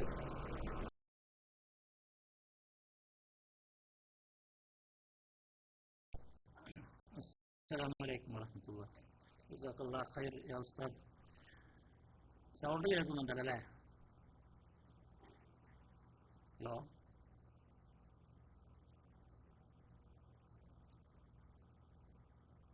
ഹലോ, സൗണ്ട് കേൾക്കുന്നുണ്ടോ? ഓക്കെ. എം.പി. ഉസ്താദിന് ദീർഘായുസ്സും ഹെൽമറ്റ് ബർക്കത്തും ചെയ്യുന്നതാവട്ടെ. പിന്നെ എനിക്ക് ചോദിക്കുവാനുള്ളത്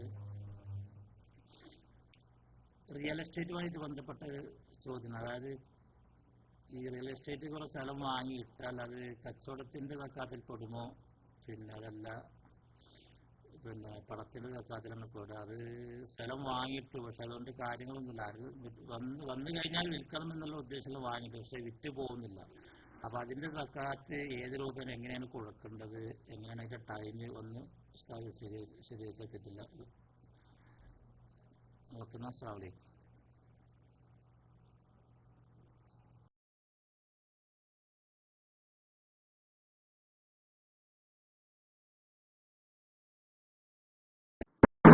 അസ്സലാമു അലൈക്കും വറഹ്മത്തുള്ളാഹി.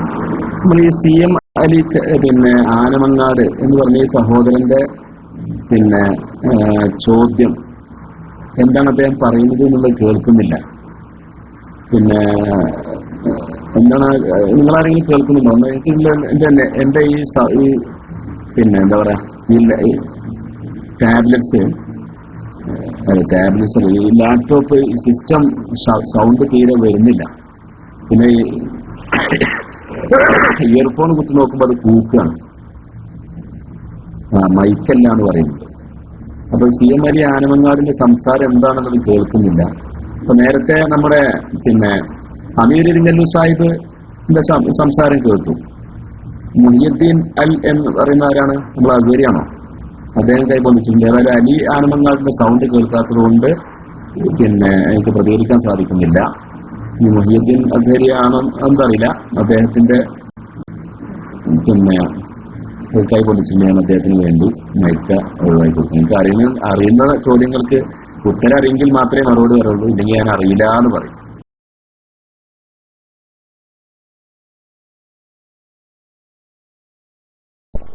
അസ്സലാമു അലൈക്കും വറഹ്മത്തുള്ളാഹി. റാഹത്തല്ലേ? പിന്നെ ഇപ്പോ കറൻസിക്ക് സക്കാത്തുണ്ട് എന്ന് പറഞ്ഞെടുത്ത് ഈ കറൻസിയുടെ മഫ്ഹൂമിന്റെ മേൽ ഖിയാസാക്കിയിട്ടാണോ അതല്ല അതിന്റെ നേരെ മഫ്ഹൂമിന്റെ മേലിലായിട്ടാണോ ഇതിനെ ഇപ്പൊ സക്കാത്തിനെ കണക്കൂട്ടുക? എങ്ങനെ ഇപ്പോ പറയാ എന്ന് വിശദീകരിച്ചാലോ?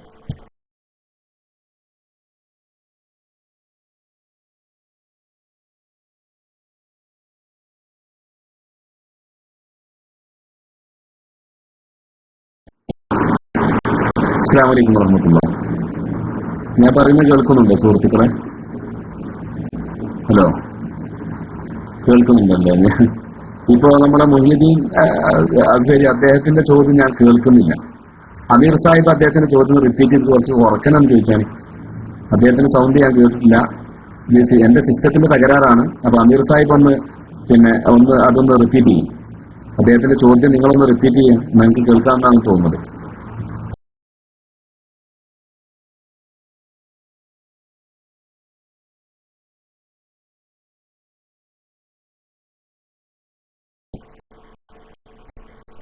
സാഹിബ് കേൾക്കുന്നുണ്ടോ?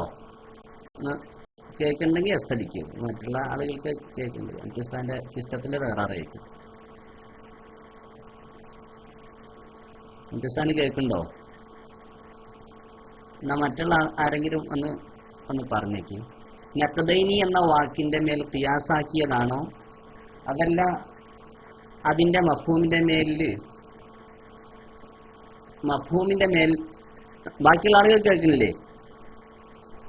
സാഹിൻ കേൾക്കുന്നുണ്ടോ?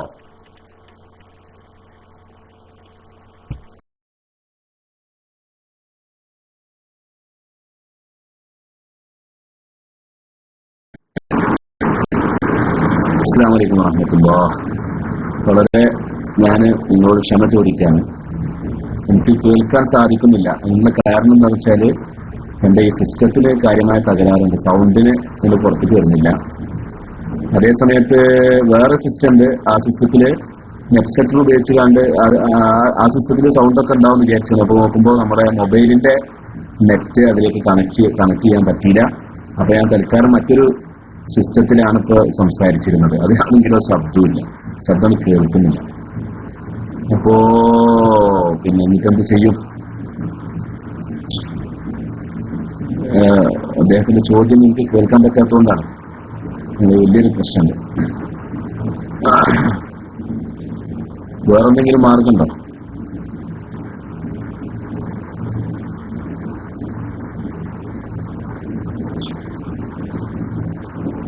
അത് ടൈപ്പ് ചെയ്ത് തന്നാൽ ഉഷാറായി. ആരെങ്കിലും ഒരാൾ ആ ചോദ്യം ടൈപ്പ് ചെയ്ത് തന്നാല് പിന്നെ റേഡിയോ ഓണാക്കാൻ വേണ്ടി പറയുന്നുണ്ട്. അതൊന്ന് ചെയ്തോ ഇൻഷാ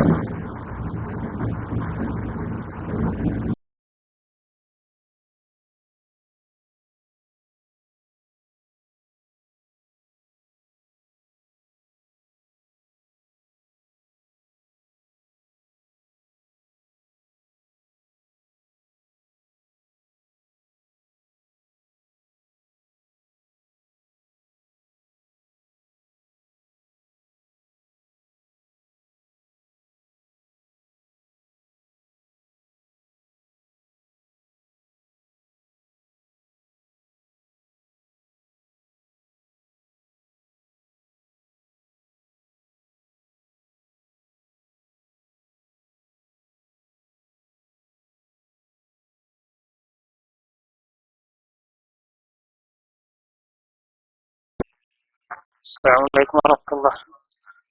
ആരെയും മൈക്കെടുക്കി ജനവിവരത്തില്ലേ നിങ്ങളെ മൈക്കെടുത്ത് ചോദിക്കുക, അപ്പൊ എല്ലാ റേഡിയോയിൽ കേൾക്കുള്ളൂ. ഉസ്താദ് ഇപ്പൊ ക്ലാസ്സിൽ നിന്ന് വിട്ടിട്ട് റേഡിയോ കേൾക്കണ്ടാവും. നിങ്ങൾ മൈക്കെടുത്ത് ചോദിക്കുക, അപ്പൊ ഏതാ റേഡിയോയിലൂടെ ഉസ്താദ് കേൾക്കണം.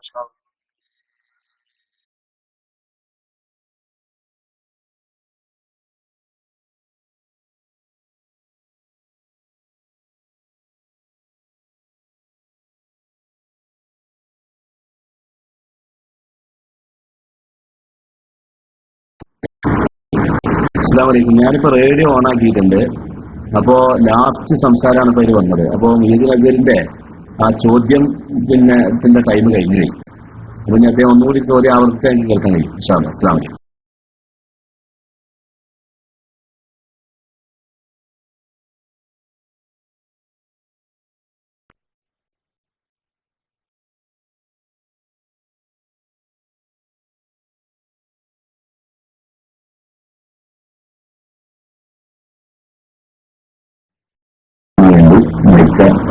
നമുക്ക് അറിയുന്ന ചോദ്യങ്ങൾക്ക് ഉത്തരം അറിയെങ്കിൽ മാത്രമേ മറുപടി അറിയുള്ളൂ, ഇല്ലെങ്കിൽ ഞാൻ അറിയില്ല എന്ന് പറയും.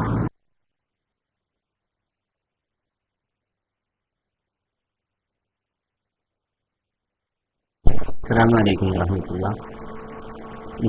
റായത്തല്ലേ. പിന്നെ ഇപ്പോ കറൻസിക്ക് സക്കാത്തുണ്ട് എന്ന് പറഞ്ഞെടുത്ത് ഈ കറൻസിയുടെ മഫ്ഹൂമിന്റെ മേൽ ഖിയാസാക്കിയിട്ടാണോ അതല്ല അതിന്റെ ആ നേരെ മഫ്ഹൂമിന്റെ മേലിലായിട്ടാണോ ഇതിനെ സക്കാത്തിനെ കണക്കൂട്ട് എങ്ങനെ ഇപ്പോ പറയാ വിശദീകരിച്ചാലോ?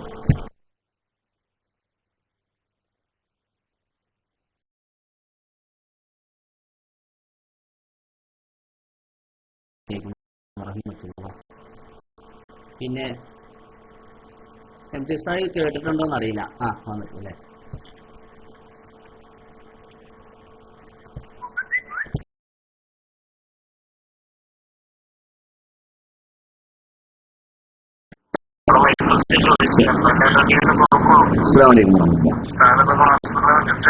എനിക്ക് എൻ്റെ സുഹൃത്ത് വിളിച്ച് പറഞ്ഞു ഇങ്ങനെയാണ് ചോദ്യം എന്നുള്ളത്. അതായത് ഈ ആധുനിക കറൻസികൾക്ക്, ഏറ്റവും പുതിയതായ കറൻസികൾക്ക് പിന്നെ സക്കാത്തുണ്ടെന്ന് പറയുന്നത് നഖ്ദൈനിയോട് നഖ്ദൈനി അല്ലാത്തതിനെ ഖിയാസാക്കുകയാണോ അതോ നഖ്ദൈനിയിൽ പെട്ടതാക്കി നഖ്ദൈനിയിൽ ഉൾപ്പെടുത്തിക്കൊണ്ടാണോ എന്നാണ് ചോദ്യം. രണ്ടാമത്തതാണ് എന്നാണ് മറുപടി.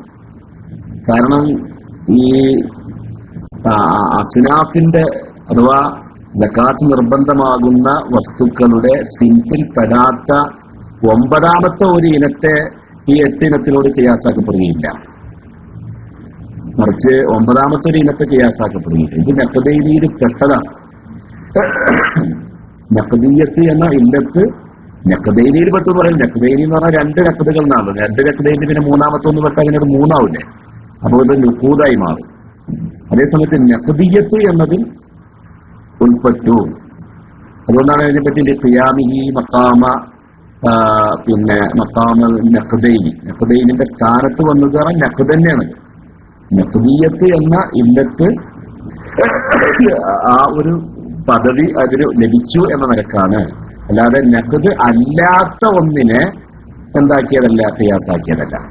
മനസ്സിലായില്ലേ? അങ്ങനെയാണ് ആ ചോദ്യത്തിനുള്ള മറുപടി.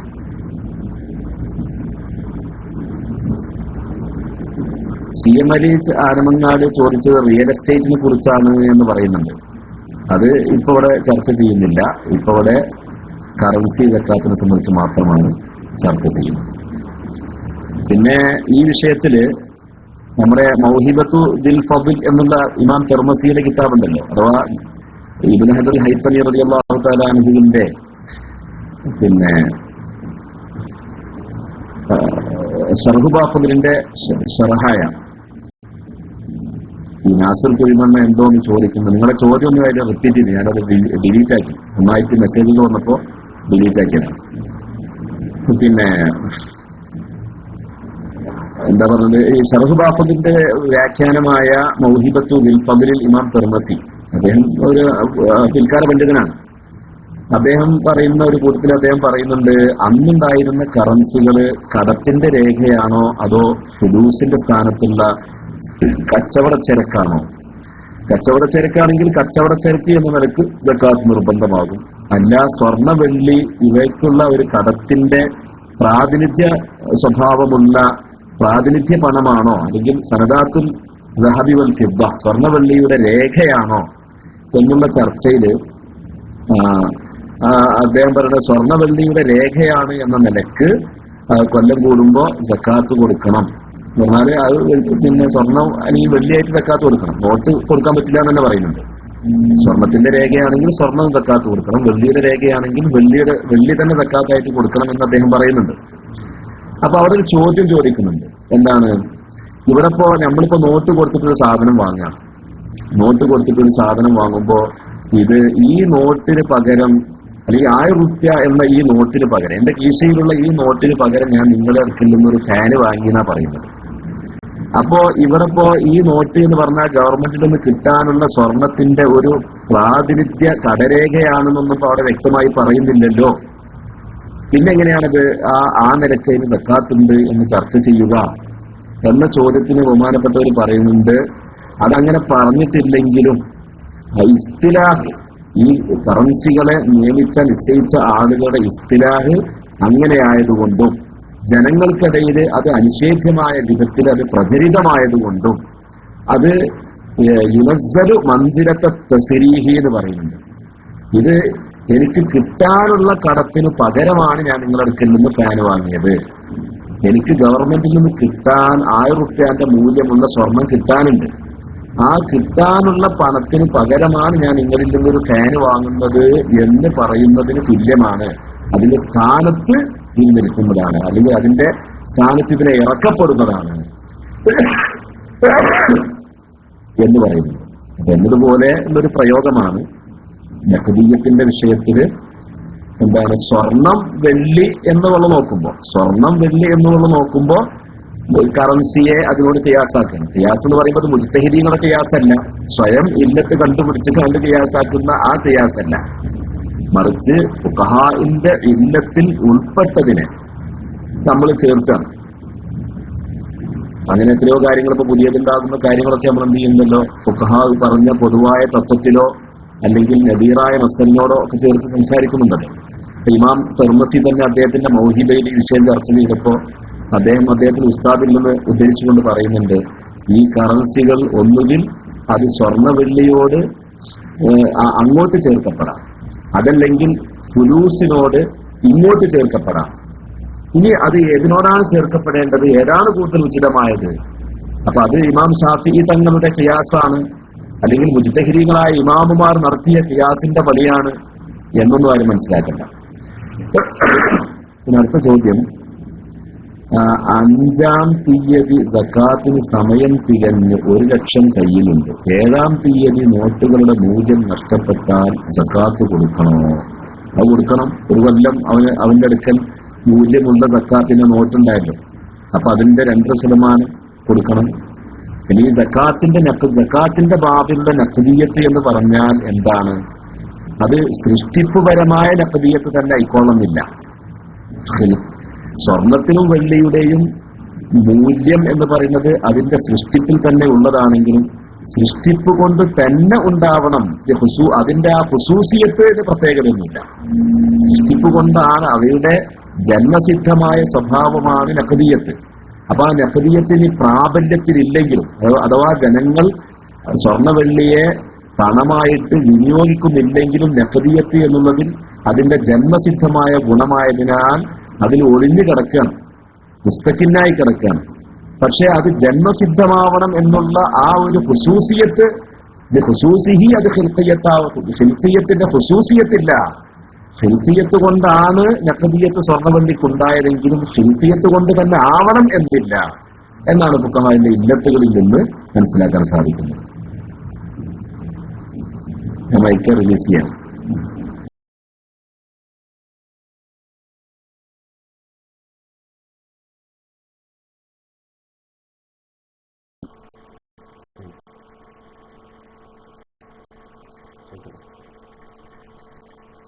ആ റെഡി.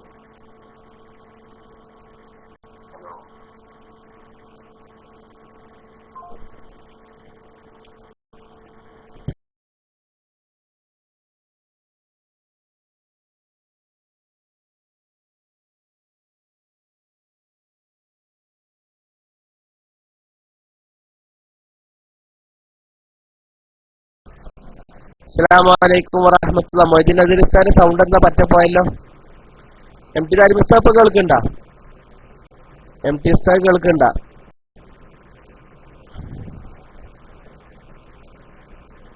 ഹലോ ഉസ്താദ് കേൾക്കണ്ട? ഓക്കെ. ഒരു റേഡിയോ ശ്രോതാവിന്റെ ചോദ്യമാണ്. ഇപ്പൊ സൗദി അറേബ്യയില് ഈ 1500 നോട്ടുണ്ടല്ലോ ഇപ്പൊ നരേന്ദ്രമോദി നിരോധിക്കാൻ പോണേ. അത് ഇവിടെ വില കുറച്ച്, അതായത് ഇപ്പൊ ഇവിടെ സർഫിൽ ഹോട്ടലുകളിലൊക്കെ എടുക്കുന്നുണ്ട്. ഇത്രക്കാലം 56-57 രൂപ റിയാലായിരുന്നു മൂല്യം ഒരു 1000 നോട്ടിന്. പക്ഷെ 35, 36, 37 ആണെങ്കിൽ ഞങ്ങൾ എടുത്തോളം അങ്ങോട്ട് വാങ്ങുന്നുണ്ട്. അപ്പൊ ആ പൈസ ഹലാലാവുമോ? അത് ഈ ഒരു കലക്കള്ളത്തിൽ മീൻ പിടിച്ചാണ്. അപ്പൊ അങ്ങനെ അതിനെ പറ്റുള്ള ഒരു അഭിപ്രായം ചോദിച്ചിട്ടുണ്ട്. അപ്പൊ അതിൽ പകുതിയോളം പൈസക്കാണ് എടുക്കുന്നത്.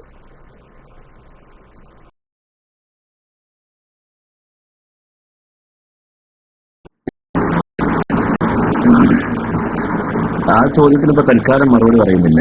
കാരണം അത് ഹലാലാകുമല്ലേ എന്നുള്ളതുമായി ബന്ധപ്പെട്ട വേറെ ചർച്ചയാണ്. നമ്മളിപ്പോ കറൻസിയിൽ സക്കാത്തുണ്ടോ ഇല്ലേ എന്നുള്ള ചർച്ചയിൽ മാത്രം ഒതുങ്ങിക്കൊണ്ടുള്ള സംസാരം മാത്രമാണ്. മറ്റുള്ള വിഷയത്തിലേക്ക് ഇപ്പൊ തൽക്കാലം പ്രവേശിക്കുന്നില്ല. അത് പ്രവേശിക്കുകയാണെങ്കിൽ പിന്നെ ചർച്ച മറ്റൊരു വഴിയിലേക്ക് പോകും.